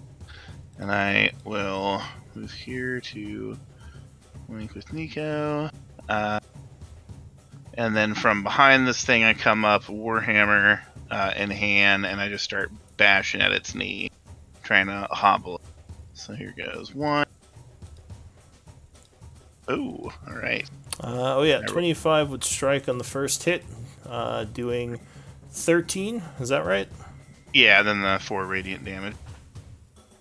Oh, what's that for radiant damage? That's my improved Divine Smite. All my melee attacks get the extra 1d8. Gotcha. Alright, so he takes 17 points of damage as your weapon strikes tinged with holy fire. And again, I aim right at the knee. Smack. 18 would strike again, doing another 12 points of damage. And that I'm going to wreath with a level 2 smite. Alright. Oh, nice rolls. Damn. So that would do a total of 26 points of damage. Nice. And Yeah, because the smite did 21, and then, yeah. Alright, anything else? Nope, I've got my weapons up, and I am ready to beat this thing down. Alright, at the end of your turn, you are assaulted by a hail of spines doing 8 piercing damage to you. Calgron. Man, I'm blood. One of them nicks your arm and you start bleeding. Son of a bitch. So where do I see everybody here? I am going to actually move here. I'm not sure about that one. This is a question I have for my power, which is the channel divinity. I have this ruby of the war mage that acts as a focus for my spells. Yeah. Does it also work on the channel divinity? Do you need a free hand for channel divinity? No, it just says you can expand that. Basically, as an action, you present your holy symbol and the sphere of Twilight emanates from you. It's not the spell, it's a channel divinity, Twilight Sanctuary. So my question is, does the Ruby of the War Mage count for that or not? So I think the ruby only counts for spell components. That said, I thought as a cleric you could present your symbol on your shield or something. Yeah. Well, I had my shield, I had my shield as a symbol, but I got this new shield +1, so this one has not been configured or anything yet. Does it have to be your shield, or can you say it's around your neck? I forget the exact ruling for clerics on that. I've always played it around my neck. No, so it should be in hand. You can't have a symbol that's around your neck. Either it's on my shield. So then the question becomes, could I have transferred the holy symbol from my other shield to this shield +1 with the time we had, or is that something that needed a special? Yeah, maybe you need like a long rest to do that. So we'll say if you take a long rest, you can work on that. Okay, so I can. So right now that means that I cannot use a ruby of the war mage for that. All right, so I will move back. I mean, does the ruby say it can be used as a holy symbol? I don't think it does. No, exactly. That's why I'm asking, because it says it's a focus. It's like a spell focus, but yeah, so it's a little different. Yeah, that's okay. I wanted to make sure. Alright, so I am going to actually move here. So the monk is wounded, right? He's clearly wounded. Yes, the monk and Gustav both look like they're a bit wounded. None of them are like close to death or anything, just some scratches. Alright, so now let's just try scratches at that point. Alright, so I'm going to cast a moonbeam, and oh, but that's going to take away my sanctuary. No, I'm going to dodge, and I am going to actually put my dagger away Okay. and dodge this turn. Alright, so you put your weapon, you holster your weapon, raising your shield, Yep. readying for incoming attacks. Next up is this ghoul here, which is going to lunge at Balefire again. 15, so you dance around it, keeping it a little farther away. This one is going to lunge at you as well with the flank.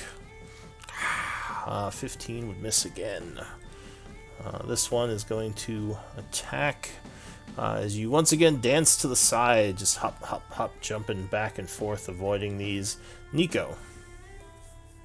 I'm gonna be annoyed right now, because of this guy who came up behind me, and I'm just gonna use my channeled divinity, turn undead. I was waiting for that. Yeah. So all of them within 30 feet of me, which is all of them, Yep. have to do a wisdom save.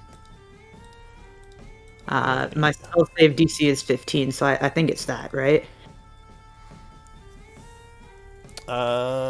Yes, 15, you said? Yeah. I'm just gonna lift up the hand that has my warhammer, and my symbol is right there, and just Alright, so let me go through these. Oh no, he's not frightened, he's turned. It's different. if they failed and their challenge rating is 2 or lower, they turn to dust. Oh, yeah. Nice. Oh, Finally, good use of the destroy undead feature. it's the place for it. I hope you like my sound effects. It Love it.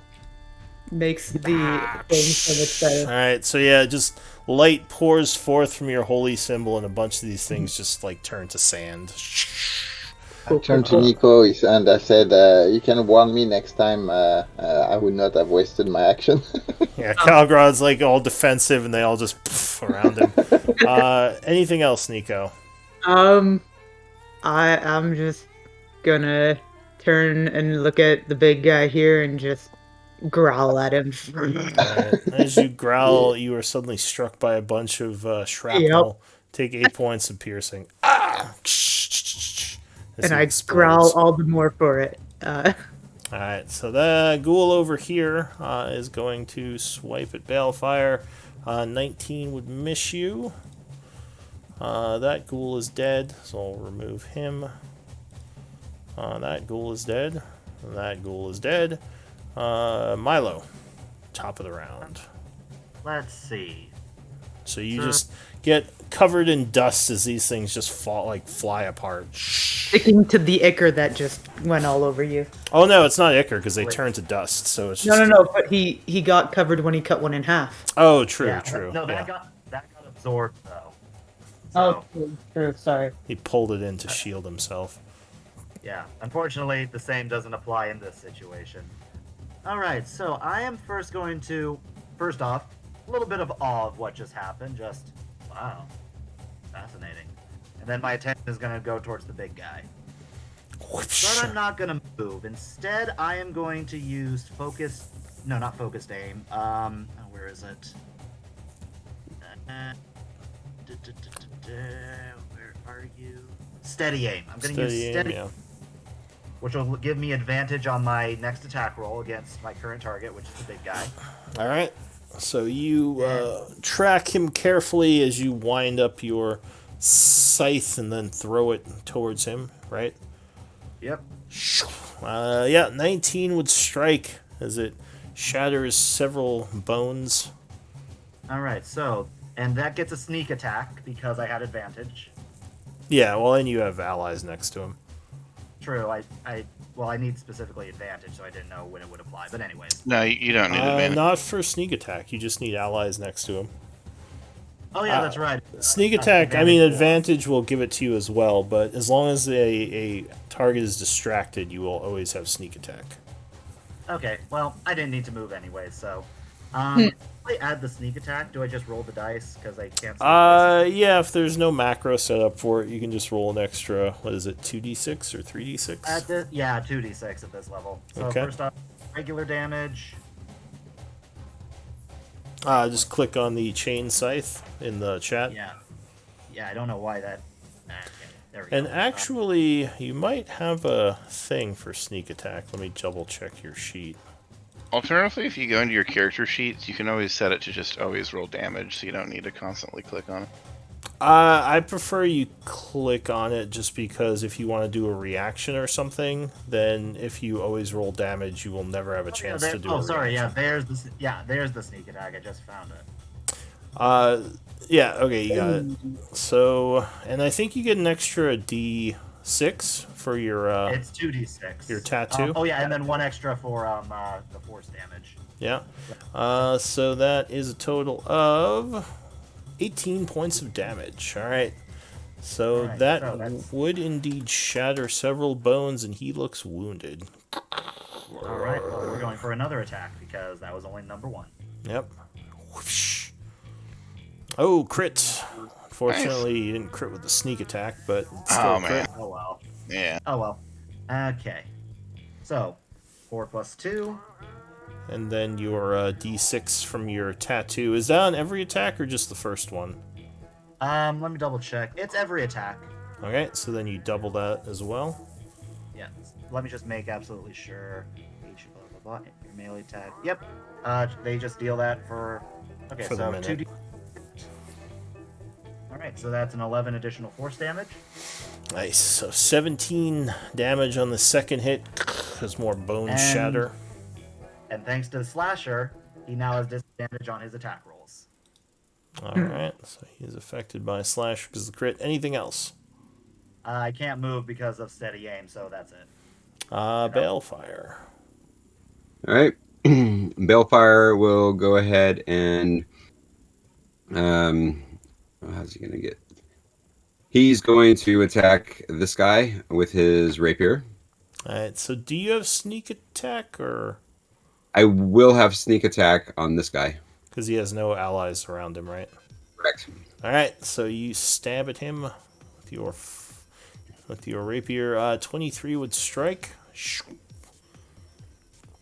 Doing 31, which would stab him right in the eye. And he goes down. All right. Then I will use my offhand and swing with Stabatha Alright. to attack that guy. Stabatha. Alright, second attack. 27 would strike as well. This one will do the.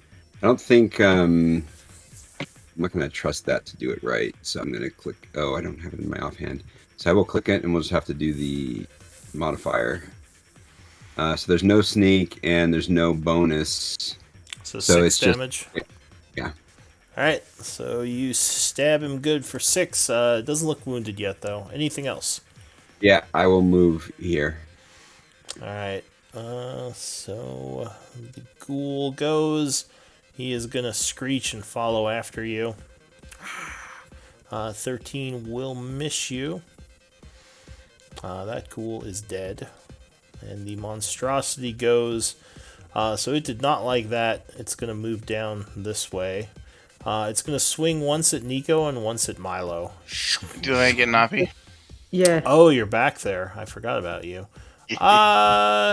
You know what? If you're back there, it's not going to move because it knows you're threatening it. So he is just going to go for... You both hit him pretty hard.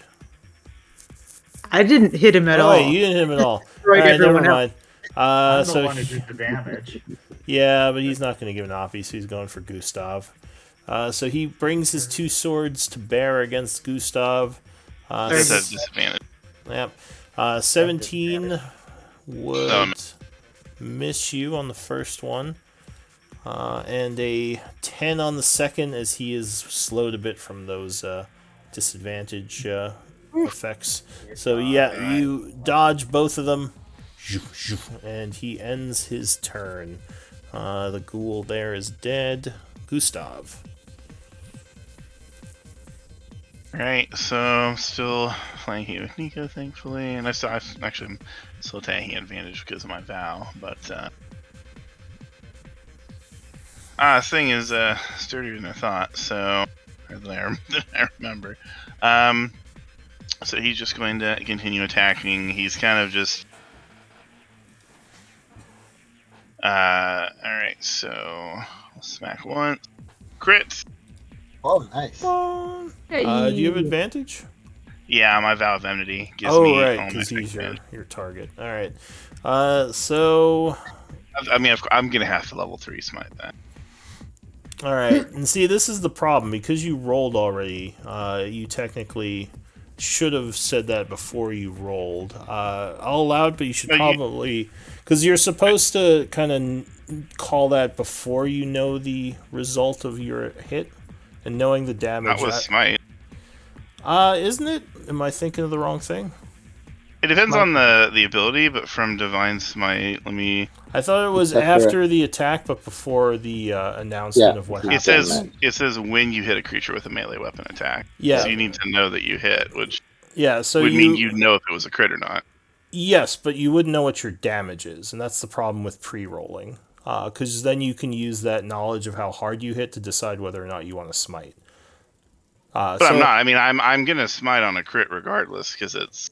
Yeah, I just mean in general. So it'd be good to turn that off and just like click the thing to deal the damage. So in case in another instance you want to smite, even if you don't crit, you don't know what your damage is because that's a little bit more information than you're supposed to have. So yeah, it's fine this time. Go ahead and you can do your crit, but you might want to turn off auto damage. He's undead, right? He is not. He's a construct. Oh, that's right. Okay. Yeah. Unfortunately, I was thinking about that last smite. But yes, that is still a lot of damage. I'll roll it again.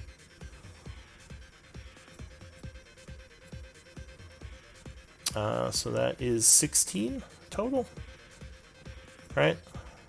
It's 18 and then 16.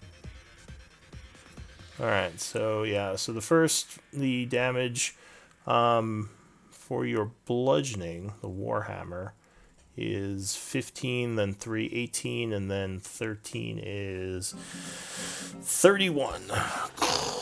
As you... It's 57 damage total with all the smite. Wait, 57? Yeah, because the smite crits. Radiant. I keep thinking the radiant is your two-handed. I forgot about that. Sorry. So 17, 23, 26, 36, 39? Or wait, am I missing damage somewhere? Isn't it 39? Yeah, there's two smites. It's 15. It's 18. Maybe I'm an idiot. I don't know. Maybe let me add up again because it. So it's 13 and 3 are the two smites, right? No, it's that high level cap. 15. Okay. Wow. All right. So there are a bunch of numbers. All right. Yeah, the 15. There it is.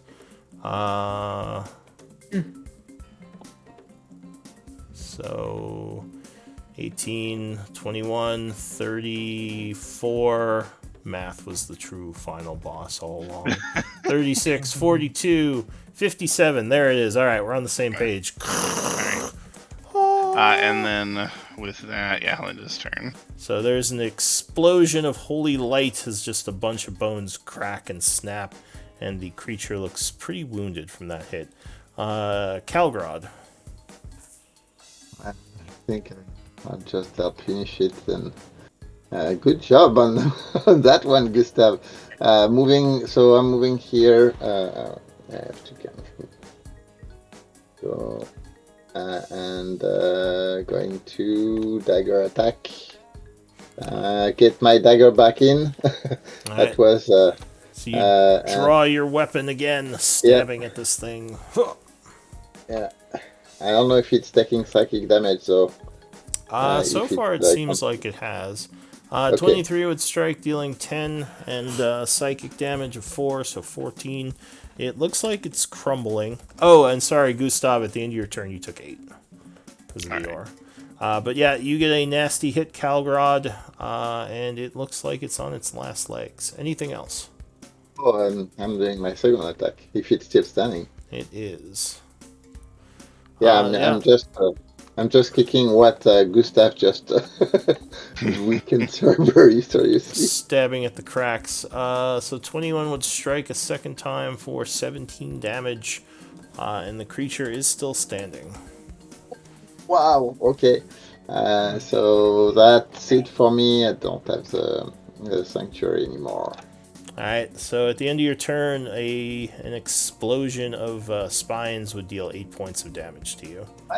8 points. Alright, so that ghoul is dead. That ghoul is dead. That ghoul is still alive. He's gonna come down this way and attack Milo. Wait, where is Yeah. I think he's covered by a token. Did you get killed by a ghoul token? Oh, there he is. He's hiding behind the ghoul. He's using advanced tactics. I was going to say, yeah. Alright, so he's going to swing at Balefire. Claw. 12 versus AC, I assume, would miss. Good assumption. Alright, and at the end of his turn, he takes 8 points of piercing damage from the golem and is wounded. Nico, what are you going to do? I'll move here, and I'm gonna swing with my warhammer. Nico. Alright, so you swing and connect. 23 would strike. And we'll throw some thunder in, because that's what we do. Alright, so you smash right through him, delivering a finishing blow. As he is falling, he suddenly explodes outwards. Worth it. Doing a self-destruct attack. I need a dex save from everyone within 30 feet of him, which I think is everyone. Yep. DC is 15. Best dex save ever. Easy. Sorry, Calgrod. And Ooh, alright. Well, Sorry, good. So if you made it, you take 10 points of damage. If you failed it, you take 21 piercing. is this an instance where my evasion would kick in? Yes, it is a dex save, so you would take nothing if you have evasion. Ditto. Duck and bobbing. Yeah, you just do like a backflip. Unfortunately, Gustav just stands there. It's like, just gets pelted with all these things. It's like, what? But the battle is won as both of the ghouls failed and are both impaled by the spines as well. So the Iron Tide is also kind of finishing off the ghouls. As you finish your battle, most of them were able to fight them off and kill them. It looks like some of the men were badly wounded in the fight, though. Orcard looks to the group and says, "Does anyone have medical knowledge or magical healing? Can you save these troops?" Do I? I'm looking at what I still have, because we haven't had a long rest yet. So you think you have medicine, right? I do have medicine. So yeah. you So at think the very least, I you can. you could probably save some of these if you treated them. You just have to make a medicine check. How many healing word are needed? How many are like on death's door? So there are 5 of them that were badly wounded in the fight. Okay, I will. So I'll cast Cure Wounds on. Oh, you can try to treat them all with medicine. Yeah. All right. If I'll you try to treat them, and if it fails, then I'll throw some cure wounds at their way. all right, And give, I'll Nico with some healing words. okay. Yeah, go ahead. Give me a medicine check. Yeah. So yeah, you quickly get some bandages. Help to reinforce what's already been done for them using your medical knowledge. You do some work to give them a much better chance of survival, and you think they've all been stabilized for the time being. So as long as they aren't exposed to too much more danger, they'll probably all make it. All right. If they're looking like they just need peace and then a good rest, then I'll leave it at that. Orcard would nod to you with respect and say, "Thank you, Goliath. The Iron Tide does not forget its friends." And it's good to have friends. So let's keep going. Is everyone else all right? I, I've been I saw the attack on your group, but it looks like you were able to take down the Goliath or the monster. Go ahead, Milo. Yeah, sorry. While all that was happening, I did quickened healing to get myself a little extra health. Okay. Then what? Oh, I just said okay. Okay, so basically I did it twice, so I spent 4 key points, and I just rolled off of that. All right. Is the Goliath still? Is it exploded? Right. Yeah, basically when she smashed it with the hammer, she broke its spine, and as it was falling in on itself, it just shot outward. So there's nothing left of its body. No, there's like probably the two large feet are still there. There's bone shards. If you have Arcana, you might be able to collect its essence or alchemy. No, don't have either. Okay. I was just going to make some notes. Nice. Yeah, Milo, there's a few of those construct roaming around. This one clearly was waiting for us, though. That was an ambush. So whoever is controlling these things is after us right now. I didn't We are think. not. Or, Yeah. Orcard would say, I didn't think anything was controlling the bone monstrosities, but obviously the master of the ghouls must be working with them somehow. Well, that's the thing. We don't know. We don't know exactly. The Halun are controlling some creatures, but we believe they are controlling the revenants. But we don't know if these creatures are actually controlled by Malek, which is possible. Well, I So, think we should hurry onward. It doesn't. yeah, yeah. We Just- don't want to stay here. Just before we go, can I just how hurt is Gustav? As Gustav comes around the corner after it explodes, and he's got like several bone shards like sticking into his body, and he's like bleeding from his mouth. He looks It's like pretty hurt. I'm okay. Okay, I'm gonna just reach over and kind of clap him on the shoulder and cast a level 2 cure wounds. Cause you were hurt before that exploded. Yeah. Not the best cure wounds, but we'll take it. As his wounds seal and like the bones kind of like the bone javelins kind of just like pop out of his body. Thank you. That's And Milo, you got 5 hit points from that healing ward. Oh, that was towards me. Thank you. Yeah. Sorry, I didn't mention. Feel alive. What's up? All right. Good fight. Interesting weapon. Hellfire, how are you? Oh, I'm dandy. Did any of them hit you? He was I got, dancing. I got a little dust on me from dancing around. Okay, that's fair. He's All got right. some bone shards in him. No, he actually backflipped and totally avoided the bone shards. Yeah, you weren't watching. He's got the evasion as well, so he did the hero dive. Oh wow! He went low, I went high. Yeah. You both saw it coming, like oh, and then just like jumped different directions. Yeah, it was in slow mo. Okay. All right, so the group is continuing onward, I assume. Yep. Yes, sir. Yeah. I'm gonna start pestering Nico about what she just did because that was kind of fantastic. I'm also just gonna tell the group, let's not try to walk through the front gate. Yes. Yeah. No, they clearly are still aggressive. So somehow they were actually holding on their attack on us, which is interesting. If we can get those thousands of ghouls all around Nico, you can just turn them into dust. Yeah. Oh, Calgrod's the worst ideas. that would Just so you be that would be a really awesome first explosion. Then you would just see Nico like go disappear into the ghoul horde. Maybe like Totally 400 will transfixed. die, and then the other like 1600 will just swarm her. Yeah. I All don't right. have that many channel divinities, but So you would step into the Sword Wraith area, gaining salutes from them as you move through to the fountain and head underground. do they know to be cool? We talked with Dinara about. Yes, you told her you were Oh, doing this, so.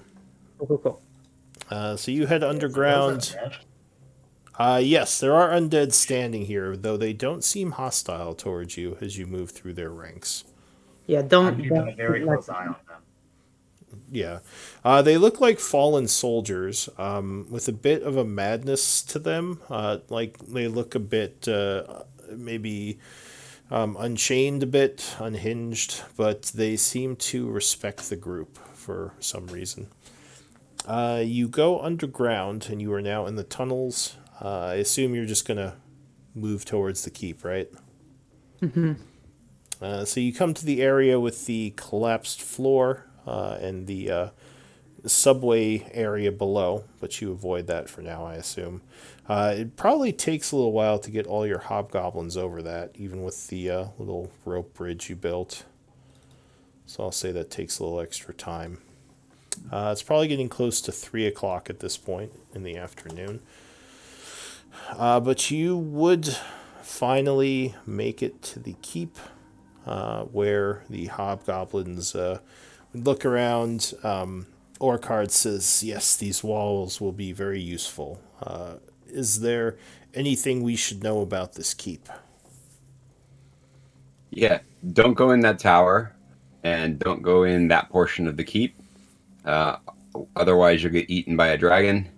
The safe zones are this courtyard and the smithy, whose entrance is over there. He nods. He No, says, oh, go go ahead. ahead. Well, he would say, is anyone patrolling the walls? Do we have someone keeping an eye out? Should I assign archers up there to watch what's going on? So right now we don't want to give out the impression that the walls are manned. I see.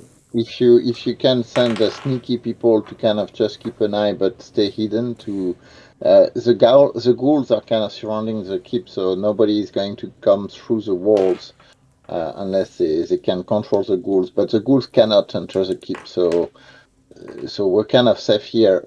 Just make sure none of your men hunt or kill any drake either. All right. He nods. He says, "We don't really. We have scouts, but our power is more in combat and martial prowess than stealth. I will keep that in mind, though, and I'll keep my men quiet." And he kind of goes over and starts giving out orders in Goblin to his people, who start setting up tents and kind of securing the area. Schroeder would. Or go ahead. Are you people good at smithing, Orchard?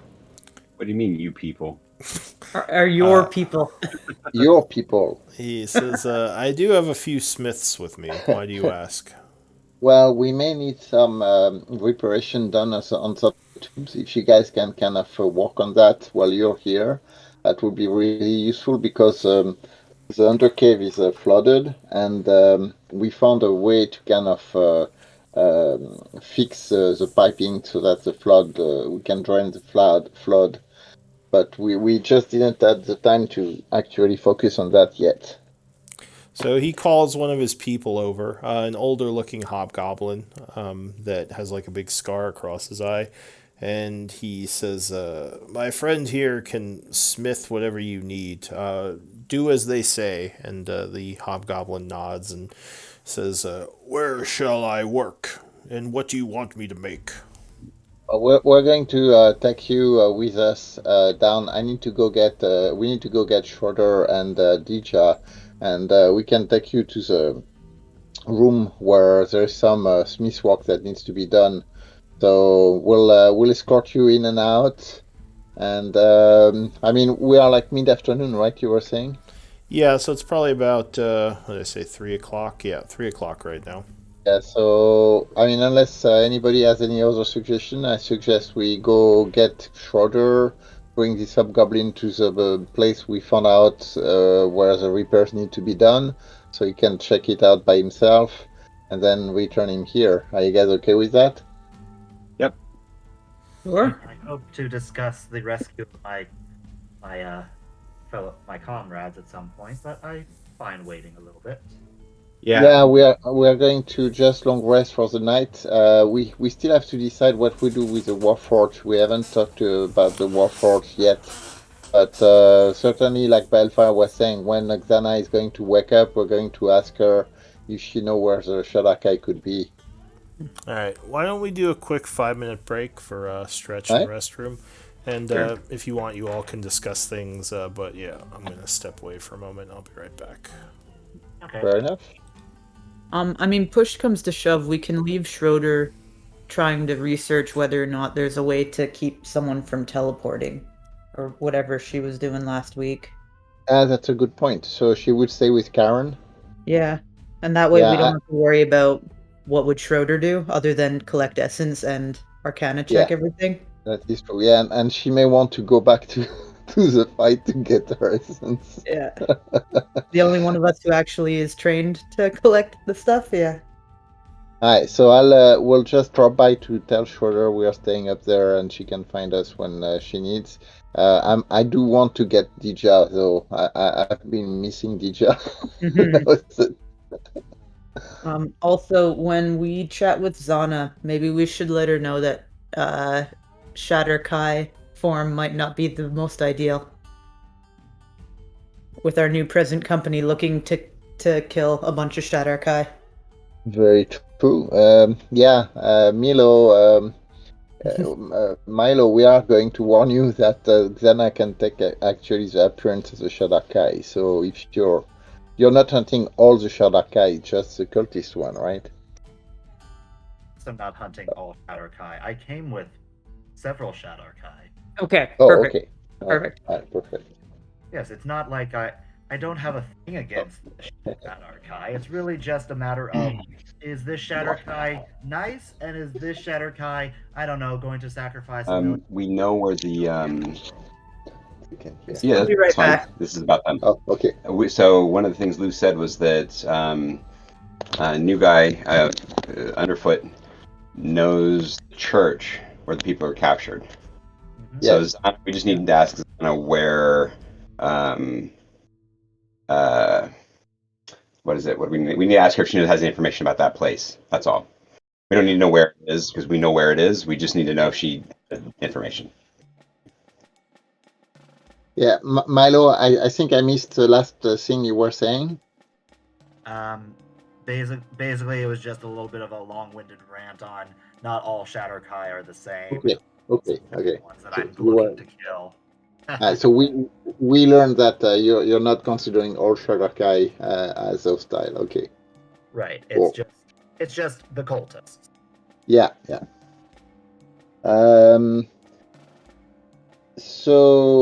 So I think we have our plan right now, right? We are waiting. So we should all go down there. Nico, are you okay with that? We all go down to the room where the pipe system is kind of coming out, so that the goblin can see that and drop by Charon at the same time. I missed most of what we just said because I was just getting a snack, but yes, I'm for it. Right. All right, I'm back.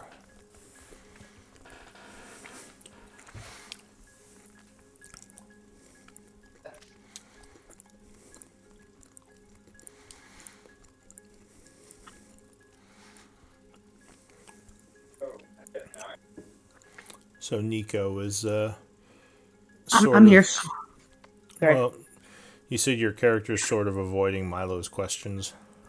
The last person that we met who had anything to do with the Shadowfell and who smiled that much hurt us real bad in that last fight, so I'm just Well, has I Milo don't. been smiling a Yeah, lot? I think his just resting face is sort of amusement. He's not really smiling heavily. it's It's close it's enough. like resting face eerie grin, basically. Not like it's a subtle thing. Yeah, like it's not smiling the same way the other guy was, but I I just don't trust him quite yet. Fair enough. He was helpful in the last one, so we're making progress, but And Milo, of course, is oblivious to any indication of go away. Just taking notes. just stay on And, my right side so I can keep the shield between us. and I will do that while still asking questions. And it doesn't matter if you don't answer, because I literally have a million. Back. So Balfire is actually we're together in the same place, so that's why he was talking over me. Yeah. Oh, are you? I see. All right. Yeah, he's visiting in Seattle. So He's Oh, got nice. me in a shed. Shit tied into a shed with a low Wi-Fi signal. Yeah. We just tied him up in there. He's like playing D and yeah, D yeah, under duress. yeah, exactly. Guys, send help! Send for help! Why does Balefire keep asking for help? This is weird. You're in my neck of the woods in Washington. Yeah. Big game Wednesday. That's why I'm here. Yeah, Cool. yeah, soccer, Sounders. Washington State tried to call me about an hour ago. Just the weird. whole state. All right, give me 1 second to get my tea, and then we'll start up again. 1 moment. Seeing as I'm nowhere near Washington State, I did not answer. Maybe they're trying to recruit you Maybe. or something awesome. Nah. I'm Well, pretty sure maybe your look. state tried to call me within the past month. I got a ton of random calls. From Canada? Sorry? Maybe not Canada. Oh yeah, Nico is from Canada. I forgot that. Yep. Canada's great. Yep. It is. It's hard to take serious. Very hard. That's fair. But Canada is great in so many ways. Like physically, we're great because we're so big. And We're usually good at hockey and lacrosse and curling. You know, there's more. We got rocks and trees. If you don't know that song, I can post it. And of course, the low gun violence. That's pretty much any country, except All right. the low gun violence. Yeah. I work with some Australians and they love to tease us about our guns. Shooting's fun. All right, everyone ready? I like Australia because of their slang. They have fun slang. They do. Yeah, I think we're ready, Lou. Yeah. All right, so it's currently probably about 3:30. Yeah. What do you all want to do? So we're going to we're leading the Hobgoblin Smith to the room down there where the repairs need to happen for the flooding, and then we're stopping by Karen to just tell Schroeder we are staying at the Smith with the Hobgoblin, and we come back with Dija. All right.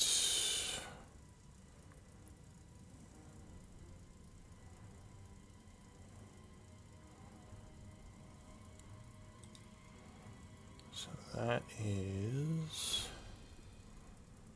this area, which I think most of you have mapped already, but not all of you. I haven't. So go ahead and, well, for those of you who know where the entrance is, you can drag yourselves on. But it would be over here. Milo, do you have dark vision? I don't. Do you have a torch or something you can light up? I should. Let me double check. So if you want to spend a torch, there is something, an icon or a thing in the journal called torch. You can just drag that out. I think it's under resources. Also, I need to Yeah, I have change it this. sorted. need to change this red to gray because that's also driving me a little crazy. So let me save your tokens really quick with the new gray instead of red. Okay. Journal. Okay. Light torch. There we go. Question, Calgra, do you want that new thing to be your token, the new art? Yeah. If Alright. I never went to it, but if you can put it, that's awesome. I can. It'll just take a moment. So this would be your new token. Is that okay? Sure. Alright. So let's give Perfect. you Let me HP, AC,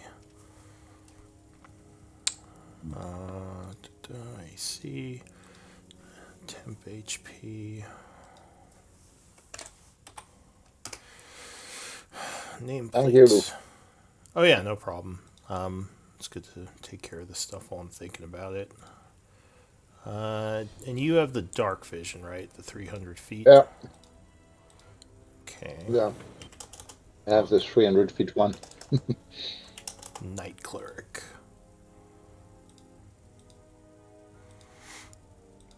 All right, and let me save that as your new token. Does anyone else need changes to their token while I'm thinking about it? Sorry, is there a way for me to like just keep the torchlight on my character token? So unfortunately, there isn't really. You can highlight both yourself and the torch if you click and drag, and then just move both of you as one.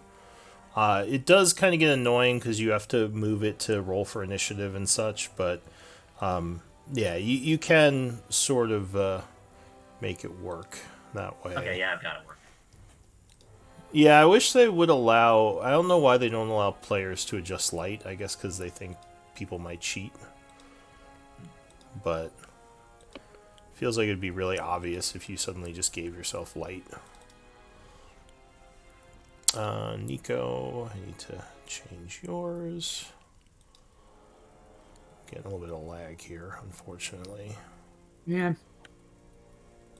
This is where Butcher did his ritual to prevent the ghouls from entering the keep anymore. I believe so, yes. Yep. And this is where we fought also this other... And Gustav, you haven't been here either. There you go. Thank you. Alright, so yeah, you come down from up above into this area underneath the keep.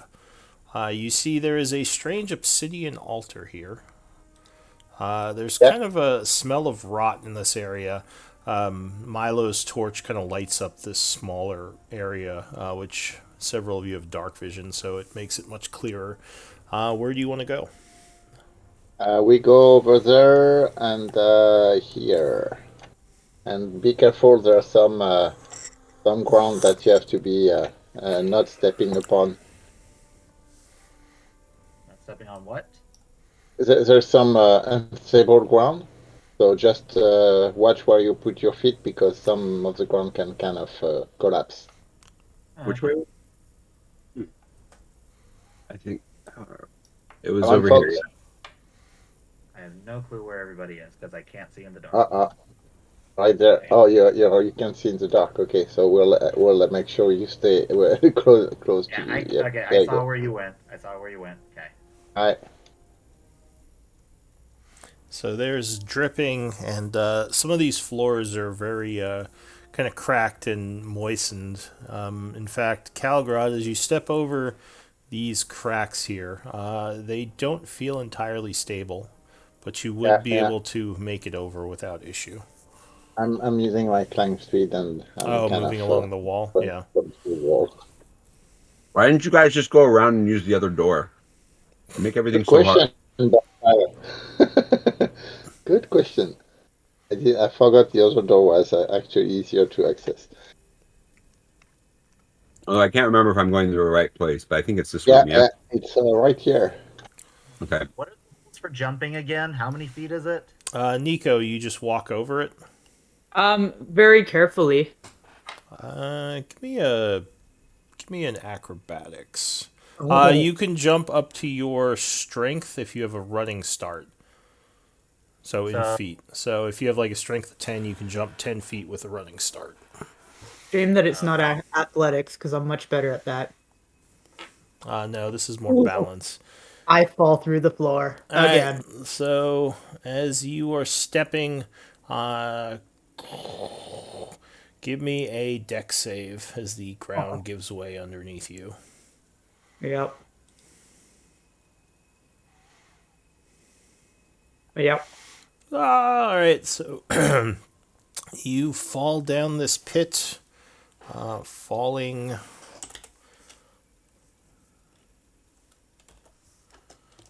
80 feet. Oh, ah. Slam and take 32 points of bludgeoning damage. 32. Awesome. As there's a smashing sound below, and you are once again in the undercaves. As you hear the ground, you hear a shriek coming from one of the side passages. What do you want to do?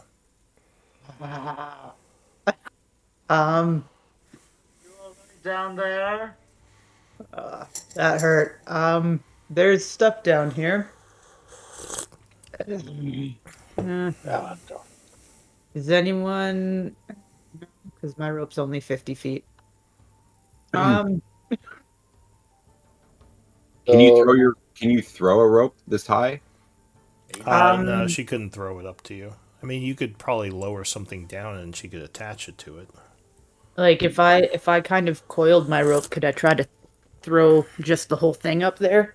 Right, that's what I was getting at. No, you, Yeah. you couldn't throw a rope up 80 feet up a shaft. You wouldn't have it. I'm pretty strong. Yeah, but 80 feet direct up, I don't know about if you're that strong. I guess give me an athletics check. As you try to throw this rope straight up. Cool. Yeah. Yeah. What's your strength? 16. All right. I don't see it. No, I'm gonna say 19 wouldn't be enough because throwing something 80 feet up in the air like that would be really hard to do, especially a rope because ropes are heavy. It's really only 50 feet because I'm like almost 10 feet tall. Or sorry, 70 feet. Yeah, it would probably be really hard to do. Okay. I can lower. I have a rope that I can lower down, but it won't reach her. But it'll go down. You know Oh, what? I've got a rope. Well, you could tie them together. Yep, there we go. All right. Okay. So Gustav and Balefire are tying their ropes together. Are you doing anything down in the pit, Nico, as you hear noises in the surrounding caves? I'm listening to try to see how close those noises are. Give me a perception check. Perception. Okay. You would guess it's probably a couple of ghouls, as you've encountered ghouls several times now. But they don't seem like they're approaching. Okay. If they're not. Sorry, go ahead. In any case, a moment later, a rope would come falling down, giving you a way to climb out. Yeah, I'm gonna do that. Alright, I need an athletics check. Which isn't actually that hard of a climb, but yeah. So you're fine. So yeah, you make your way slowly but surely out of this pit, emerging at the top here. Cool. Nico looks a little bit banged up from the fall, but luckily nothing too bad. And you do look wounded now. I do. Very. Hey, Milo and Gustav, you guys, you can go around, go back in the room, go to the south, and there's a doorway. You don't have to go across this hole like these other clowns did. Oh, How wide is the hole? It's about 10 feet. Okay, yeah, I can't do that. I've only got 8 strength. oh wow, yeah, you're right. Hey guys. Hey, look at that. Yeah, this way. Alright, so Milo's thinking about jumping, but then he's like, I'll just walk around. I mean, I could try it and probably not take any damage from the fall anyways, but I'd rather save time. Yeah, no, for sure. I'm Alright. just letting you know there's Some stuff down ghouls there. down there, man, Nico. Sorry? There's still some ghouls down there, huh? We didn't kill them all. No, there's a few. There weren't too many, and they weren't being aggressive, but they're down there. Well, keep an eye out because there's this guy that we fought first. His name was. He was another opponent that we fought. Let me try to remember his name. So the hobgoblin, I assume you're going to show him this machine over here? Yeah, that's what we're doing. Show him the floor first, though, in the entryway. Yeah, so you can carefully step around here. So yeah, you warn him and he steps around. He takes a look at the machine, and he has no idea what the hell this is. He's shrugging. He says, this seems like a piece of metal, but there are smaller pieces of metal inside of it. I've never seen anything like this. So Is it a weapon? We had a sample cog, didn't we? Yeah, we I think we figured out the cog that needs to be replaced on the machine when we first got there. Yeah. I think Schroeder, was it Ward or Schroeder that? Yeah. So that was Schroeder, I believe. And Schroeder, we'll say you went and got him, so he can be with you. He Her. would, or sorry, her. She would show him a broken cog that she has, and he kind of looks at it and nods and says, "With a few hours, I could make this whole again." Awesome. And he says, I don't know how that will help with this strange piece of metal, but I'd be happy to work on that. Well, we'll be able to drain the water that has accumulated in another part down on the lower floor. All right. So what is the group doing after this? I assume you're sending the hobgoblin back to work on that. He says it'll probably he says it'll probably be done tomorrow. Yeah, we'll escort Schroeder back to Karen's library. I'm taking Dija with us, and then we're going back with the hobgoblin to the smith. All right. You don't have to walk there. I just wanted to get this mapped out for the new players. So you travel back, going back downstairs to the lower areas. We still have an enemy called the Grand Wizard Helic that we beat once or twice, but he keeps coming back in his. So we may still encounter him at some point. Yeah. So again, we'll do a little bit of walking since we have newer players. You would be coming in over at this area. Yep. Here and here. Do I need another torch? Yeah, you can say you're using the same one. Here, I'll pull you 2 new people on again, just so you have an idea what this area looks like. So you would notice in this room as you come down the stairs, this is like basically this level is below the one you were just on. There's a stairwell that connects both of them, and the level above that is the courtyard. But down here, you notice there are 2 large dwarven statues. Balefire's in the wall. I messed up, man. I'm sorry. That's fine. There, thank you. But yeah, you notice 2 large statues in here and a doorway going south. It's this way. Do I have to pull anyone else on? Calgrad, you should be able to pull yourself on right here. Yeah, right? yeah, I am. I was trying to get back. Don't be me and drop yourself in the wall. Yeah. Beware the wall. Will let you drop yourself off the map. So you come into an area down south that looks like it's full of lab equipment, and you see several strange-looking things, including a skeleton on the ground and some sort of greenish flame. Several magical labs. Looks like some alchemy labs, desks, and several doors in the room as well. Ceiling. It's a pretty large room. Or go ahead. Yeah, there's a big bat that comes flying as I enter the room and lands next to me, and I scratch the back of his head and his ears, and he looks. It's a pretty big bat. Yeah.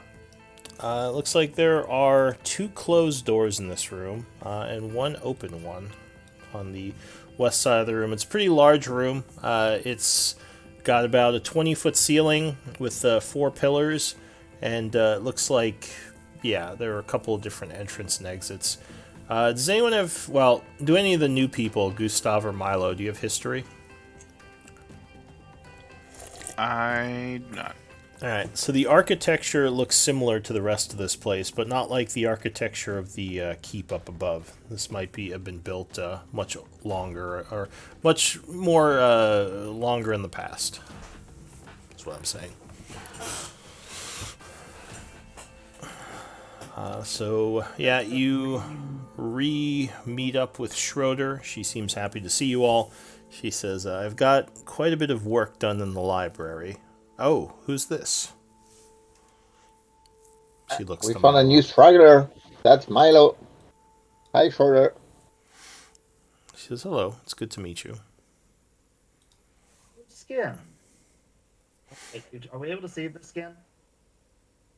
The skin?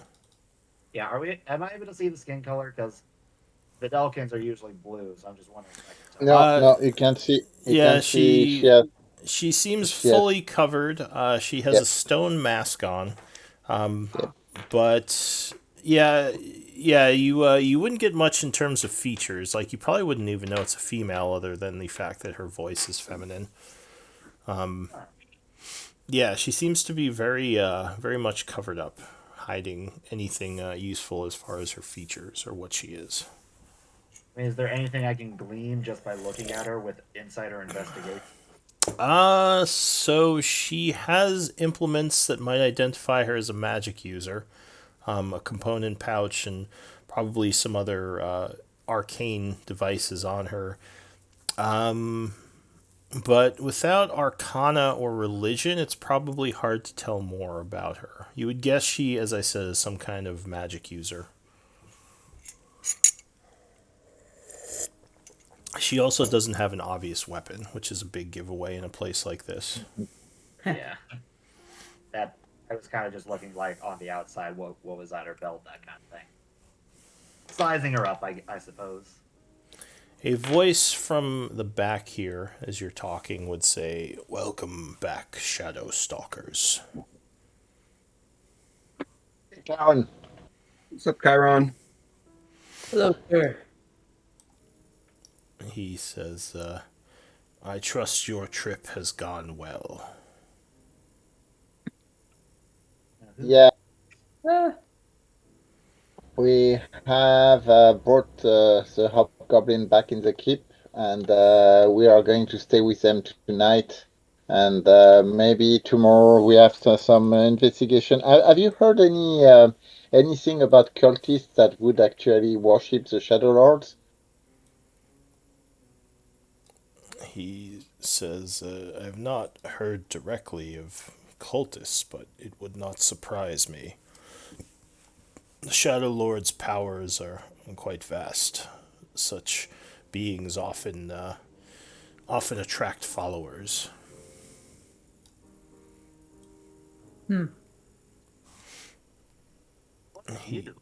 He kind of looks now at Milo, and he says, "Ah, you've gained a wanderer from the Shadowfell. Well, Yep. Well met, friend." Again, what are you? I am a librarian of sorts. I keep this old requiry of knowledge safe from the forces of the undead outside this place. My name is Chiron, Grand Wizard Chiron, if titles are a thing you care about. Not particularly. And You're fa- go ahead, sorry. You're fascinating. I mean, look at those fingers. He sighs and says, "An unfortunate consequence of the Shadow Lord's ritual." "And who are you, Planeswalker? How did you get to our world?" Still talking to me? Just making sure. Yeah, he's looking at you. Well, I think Gustav already met him, right? Yes. Yeah. okay. So, okay. Good to know. All right. I didn't do it by myself. Help. Somebody who I was associated with who was skilled at opening doors and such, sometimes between planes. Sadly, he is dead. I think Calgrod, you're echoing right now. But Yeah, sorry guys. but I couldn't. Chiron would nod and say, "Does your world know of the Shadow Lords and the destruction that they have incurred?" Well, if they know about it, they didn't send me here to deal with it. I was sent to track down just a group of cultists. I see. I Well, mean, you have to understand the Shadowfell has its own problems to deal with. of course, everyone And has we their were own under problems. yeah, and we were under the impression the Shadow Lord was still bound. I did not know much about him before he turned this city to the dark, twisted abomination that it is now. But he is definitely not bound, and his cruelty has cost the lives of thousands for whatever dark purposes he pursues. The group has.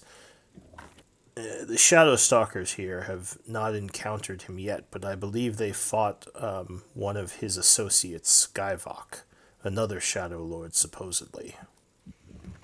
Karen, we know Guyvok was a master of Malek. He nods. He And taught go ahead. he taught him the things about Shadow Lord. So unfortunately, Guyvok seems to be back to the Shadowfell now. So you were unable to destroy him. I was afraid that might be the case. If he didn't run away, we could have done it. Yeah, From he what was weakened. from what I have read, the bodies of the Shadow Lords can be destroyed, but their essence will always return to the Shadowfell. It's why the dwarves trapped him in the first place. So even had you slain him, he wouldn't necessarily have been destroyed for good. So can we destroy him in the Shadowfell if we find him there? I don't know. I have no idea the connection of these creatures to the Shadowfell. My knowledge is limited to what I've found in the old dwarven archives, and there's not much. The dwarves did not know how to destroy him, so they trapped him. And they had done studies on how a being such as him could be destroyed, but nothing came of it, so he just had remained imprisoned until he was released. So do we have any? Do you have more information about where Guyvok was actually imprisoned, and how? Is there like any special item that was used to imprison him? He was imprisoned south of here, near the Alcavian Labs. I'm not sure if you're familiar with the location, but it's several days' journey south near Char. Hmm. And do you know the method by which the dwarves have actually imprisoned him? I know they used a ritual, but I don't know the particulars of said ritual. Is there the You might so? you might have to, if there is such a record that still exists, it might be somewhere to the north in the New Dwarven Empire. If it survived the cataclysm, some of their wizards might retain the knowledge, but the information is not here. Okay. So this is something. So clearly, we know we are not going to be able to control them. The only kind of so I'm kind of pointing to Milo and Gustav to kind of keep them updated. Just one thing we know is that Malek is trying to open a vault. He has two out of the three keys, and we have the third key, and that's why we brought the Hobgoblin here, because they are the one that have the third key of the vault. That's why they want to share the vault. We don't know why Malek is trying to open the vault, but he's been trying to do that for quite a while. Um, and and at that point, that's where we are in our kind of investigation of PSEC. We know he's doing something down in the undercave. We know we need allies to help fight our way down to him, but we may need also to get tools to kind of restrain him or capture him. So we may have to travel to the Dwarven Empire. I actually have a map from Cithrel because she was heading there when we first met her. Schroeder looks at you and says, so, Orcard still has the dagger then. Excuse me. Yeah. Excellent. Yeah, he did ask again about our deal with him. So, are we going to head to the vault soon and try to stop Malik? Or are we going to head to the Dwarven Empire? It seems like a pretty big side trip. Well, but if we... So the problem is the same as what we got with Guyvok. We tried to get rid of Guyvok. We couldn't kill him. He disappeared. Karen is kind of confirming that we won't be able to destroy them anyway, even if we kill them here. So I think our best bet would be...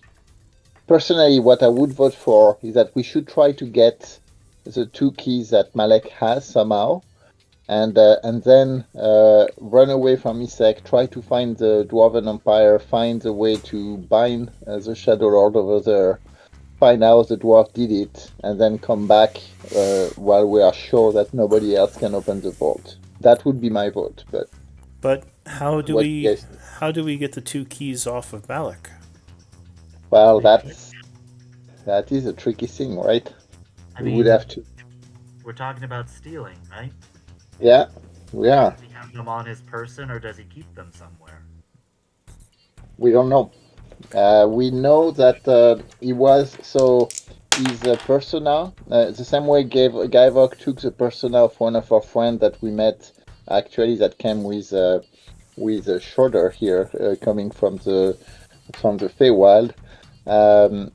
We know that Gavok took his shape, and Malek took the shape of the one that Gustav is seeking, one named Blackwater. So he has kind of a human appearance. I have he seems to have gathered the items while he was kind of operating in shore, but we don't know exactly. So we know what the items are, right, Lou? I think one of the items is. Yes, so I believe Jean-Luc told you that there is an amulet, a ring, and a dagger. Those are the 3 items. As far as he knew, Malik had retrieved the, I think it was the amulet, and he took the ring from the Heroes of Char when he killed them. The only piece that remains out of his possession is the dagger, which Orcard has. And Malek may not know who has the dagger yet. Because, Yes, Jean-Luc had mentioned that the group had decided to give Orcard the dagger, but not actually tell Malik at the time who they thought was Blackwater. So when Blackwater killed the group, he thought he would get both items, but instead he only got one. Yeah. So wherever Malek is in terms of opening the vault, he still knows that he needs to find the dagger, but he has no idea where to find it. So far we believe. Now, if the amulet can be stolen from his neck, the ring may be difficult, but maybe the amulet. Well, the good thing is that it sounds like he can be defeated, though not permanently. I would assume if he was, we could take the items off the corpse of the creature, I guess Guy or Blackwater, once we killed him. Yes? Well, Thorn disappeared in the portal. He didn't leave his body behind, so we will have to prevent him from leaving. Yes, we will have to stop him from teleporting out, assuming he has that same ability. But if we can do that, we can probably get the 2 items of power off him. Yeah, true. So you think that? Okay, so the best way would be to defeat him, get the 2 items, and before he comes back, try to find a way well, maybe open the vault first, then, while he's in the Shadowfell. What do you guys think? Would that be another option? I mean, sounds like there's a lot of ifs in this plan, just from lack of information. 'Cause Well, yeah, we where have. he is. So no, yeah, that's the last piece. So this is why we are getting the hobgoblin working on this machine, because we know how to get to the vault once the tunnel below are not flooded anymore, and that's the shortest and most safest way to get to the vault. So we know once that piece is in place, we can get there, and we have the allies to help us kind of go through whatever minions he's using down there.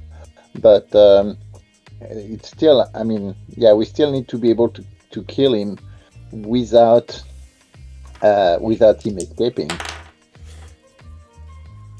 even if we're not actually killing him for true. Milo. Chiron suddenly looks to Milo. He says, these cultists you were chasing that came here, could they be allies of Malik, perhaps? Maybe that is why they came here, to assist him. I would assume so, otherwise why would they take refuge in an undead-infested city? Perhaps those are the allies of his you may encounter below, at least some of them. Didn't we learn that the Shadowkai serve the Shadow Lords? Yes, there was a... Go ahead, Milo. Not all of them. Right, but it's still a common thing. So yeah, you had been told there was a... I forget who told you, but I do remember them saying that there was a large cult of followers that existed within the Shadowfell, of people who served the Shadow Lord. Though you obviously don't know much about that, as you've never been to the Shadowfell. I mean, how much would I know about that? I mean, you know that those were the cultists you were hunting, was a group of the Shadow Lord's followers. Yeah, okay. So But Milo, do you know why the cultists were actually going there? Were they bringing something to the Shadow Lord possibly, or when you heard about the hunt, was that because you kind of knew something was up and they were doing something special, or you just stumbled upon them and followed them here? I mean, like I said, they ambushed us. We had no clue they were coming. We were only told to hunt them down. I'm sort of a point in the direction and kill, basically. But all I know is that they've been operating under the noses of quite a few important people for a long time in the Shadowfell. And only recently they were made public. So we had to kill them. Okay, so yeah, maybe then we just have to try to see with Xana if she knows if they are hiding on the surface. If not, then tomorrow we can go to the Warforge, try to get them in the Keep 2, and then once the flooding is repaired, we head to the vault. did you get my message, Gustav? Oh, I did. I was still looking at my character sheet, so I did not see it. I just saw it. All right, just wanted to make sure you saw it. We'll say this about the cultists. They've become quite a lot more. They've become quite more active in recent time. Like something has shaken them from their slumber. They were quite covert in the Shadowfell for quite a number of years. Okay. But something has caused them to be bold. Well, so and that occurred what in terms of your time, was that like within the last weeks, months, or day, or what kind of time frame are you talking about? DM? One moment. He's typing as fast as he can.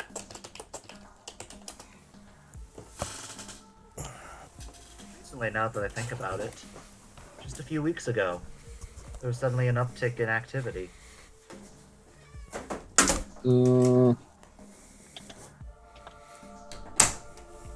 You don't. uh, So you don't know exactly when the Shadow Lord was released, but yeah. so it could have been to the. So we. So it's just reminding me, Lou, as a player, we don't know exactly how Gavok freed himself, right? No, I don't think any of your Heroes of Char allies, Jean Luc in particular, ever mentioned that. Yeah, we know, but when we stumble on so there is something about Gavok. He was actually in a tower. We found about him because the Hobgoblin had seen this miasma on that mill. We went there and we found Gavok in the shape of Thorn. So he had been there for quite a while too. But we never really asked him how, where he came from, stuff like that. We understood he was a Shadow Lord. He was trying to help us or to use us to fight Malek. We decided to turn against him and side with the dragon because he wanted us to kill the Shadow Dragon. Yeah, And now he's back. for whatever reason, it did seem like he was antagonistic towards Malik. You did feel like he was being honest in that, but you don't know why or what his goal was. Well, we know he was honest in that, but then he tried to tell us that making him more powerful will weaken Malek, and we learned that's That's actually, right. actually not true. Yeah. Yeah, yeah, So that's right. yeah, he told us we let him do this ritual where he seemed to have gained some power, and we thought that would have weakened Malek, but that doesn't seem to. Well, we're not sure, but the dragon told us that's not the way the Shadow Lords are working actually. So so that's where we are right now. So yeah, unless so. Nico, Balfire, what you guys? I mean, you got as much info as we are bringing Gustav and Milo up to speed. Yes. What do you guys think? Uh, I mean, I'm happy to follow a plan if we end up going to the north. I miss the mountains. I'd take mountains over underground tunnels any day, but things need to be done here. What was done here before wasn't right. So, Uh, I'm as long worried as with. as long as I visit, as long as I'm able to visit Jana tonight, I'm fine with what you guys want to do tomorrow. You know, I'm after So my crown, which is in the Shadowfell somewhere. mhm. Gustav, were you saying something? With how powerful these Shadow Lords are supposed to be, are we sure that they truly can't find a way to open the vault without this key? we yeah, we're pretty sure the three keys are kind of a require because I mean he went to a lot of pain to try to get the stuff from what Jean-Luc was saying. I mean he may still be able to try to open it without the dagger, but that's the thing we don't know. So that may be why, because we don't know what's going on right down at the vault. We have never met Malek. We know he's in the under cave at the deeper level. We know the path to get there easier is flooded, so that's our avenue to go there with the help of the goblin. But we can. That's why I'm saying either we can try to scout him and. Possibly if we can steal the amulet stealthily we should do that, else we try to kill him and get the two keys and open the vault ourselves. Schroeder, Yes. how yeah, sorry. How do you think you've made any progress in what you were researching? I've made some, but more time with research is always preferable. I don't remember what I was researching because I'm being played by the DM right now, so I'd have to look at He Schroeder's was notes. researching how to prevent the teleport from the item that Oh, yeah, yeah, yeah. All Yeah. right. So she says I might have a ritual. Uh, the only problem is it's not something that can be done easily. It would take some time, which would mean I would have to be working on that as the fight raged, unless we were able to lure him into an area and fight him someplace where it was already prepared. I would also Well, need some arcane components to complete the ritual. So that is actually a possibility because if we have the dagger, so we could bait him with the dagger somehow, and force him to come find the dagger in a place of our choosing. So that could be a way we could do that actually. yeah, we All could. right. Well, as I said, given time, I could set up the dimensional anchor on an area, and that should prevent. That will prevent any type of teleportation. Actually, any type of spell that would quickly move someone around would not function within the area. So, something such as Misty Step or a dimension door would not work in the area. Oh, Misty Step. So You mean like this, and I just Misty Step 30 feet away. She just smiles and says, "Show off." Yes, that, for example, would not work in an area that was dimensionally anchored. Good to know. Well, fortunately, I can only do that once a day. so there's a few questions about that. So let's say we shouldn't do that at the so we are not sure what Xana deal is with Malek. She may be an ally of Malek actually, even if right now she's protecting us. I don't think she knows we plan to move against Malek with our goblin, and we should keep it that way. She certainly knows that Gavok tried to have us kill her, so she likes us for that for not having done that. But if we try to lure Malek, we should not do that in the keep or anywhere close to the dragon, I think. I would agree. In fact, Schroeder says, I wouldn't be surprised if Malik still had some sort of connection to her, and I would be wary that he might even be able to watch us through her eyes. You all saw how easily Gaivok was able to banish her. It seemed like an afterthought. Yeah, it was really surprised. Yeah. All right. So then the next. Okay. Well, then the next stage is for tonight. Just Balefire, talk to Xana, have some fun time, try to learn as much as he can on the Shadowstalkers location, and then we stay with the hobgoblins. We long rest. We wait for this cog to be repaired, and then based on what he learns, we decide what we do tomorrow. Once is that okay for you guys? Sounds good. Is Yep, that I'm the plan? doing my part. All right. All right. Able So to beat this. Sorry, Zana, was it? yeah, Zana is a dragon. Xanthanor, I believe, is her full name, Shrouder says. Yeah. You have not met her yet. She's quite the impressive specimen. But yes, she is an ally, possibly a pet of the Shadow Lord, but freed recently and is working with us, or at least she says she is. And we never mentioned to her that we were actually going to move against Malek. So right now, the only thing we have mentioned to her that Gavok tasked her to kill her. We decided to warn her and try to kill Gavok, which we missed. Yes, though at least he may be licking his wounds in the Shadowfell now, so hopefully that means he will be out of our hair for the time being.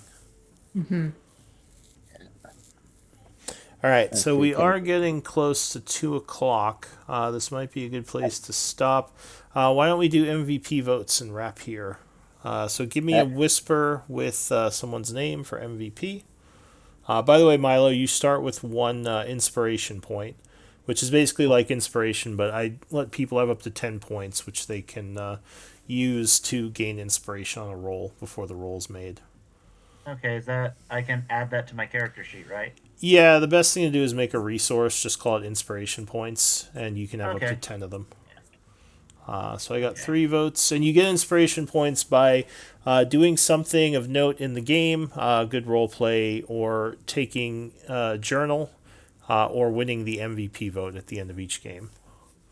Okay, how do I do the MVP vote? Is that a whisper in Yeah, so it's just /W space GM space the name of slash- who you think. So it looks like this without the parentheses.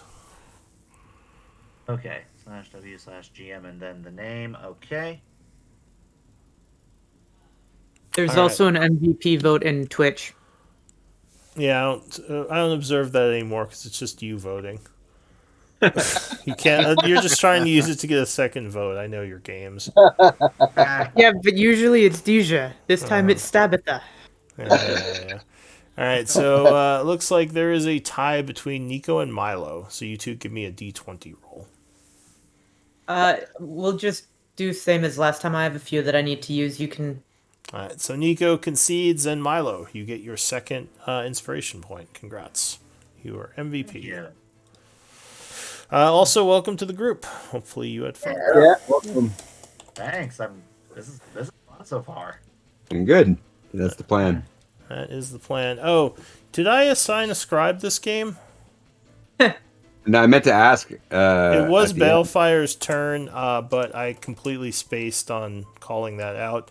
Balefire, do you think you have enough memory of what happened to scribe something? Yeah, I can sort it out with Calgrad. Okay, Yeah, we'll cool. get some. And I do have the video. You could always watch if you need any refreshers. But all right, so I'm going to take some notes. But otherwise, you're all free to go. All right. All All right. Cool. Well, See you all next week. All right, take Bye-bye. care. See you next week. I have a question about a spell. All right. Forbiddance. I know that I think the spell description says that it doesn't let anything come in, but it wouldn't be useful in trying to keep someone from going out, right? I believe that's the case. I would have to look at the spell description. I'll look more into it before next week or anything. But cool. Just figured it'd be quicker if you happen to be super familiar with the spell. But that's fine. I'll look into it. Yeah, not off the top of my head. I don't problem. encounter the higher level spells as much because I do a lot more mid tier and lower level games. Yeah, that's fair. Yeah. All right. Well, have a good week. Yeah, you as well. hi. Take Hi, care. Nico. Bye, Lou. Bye. See you next week. See you then.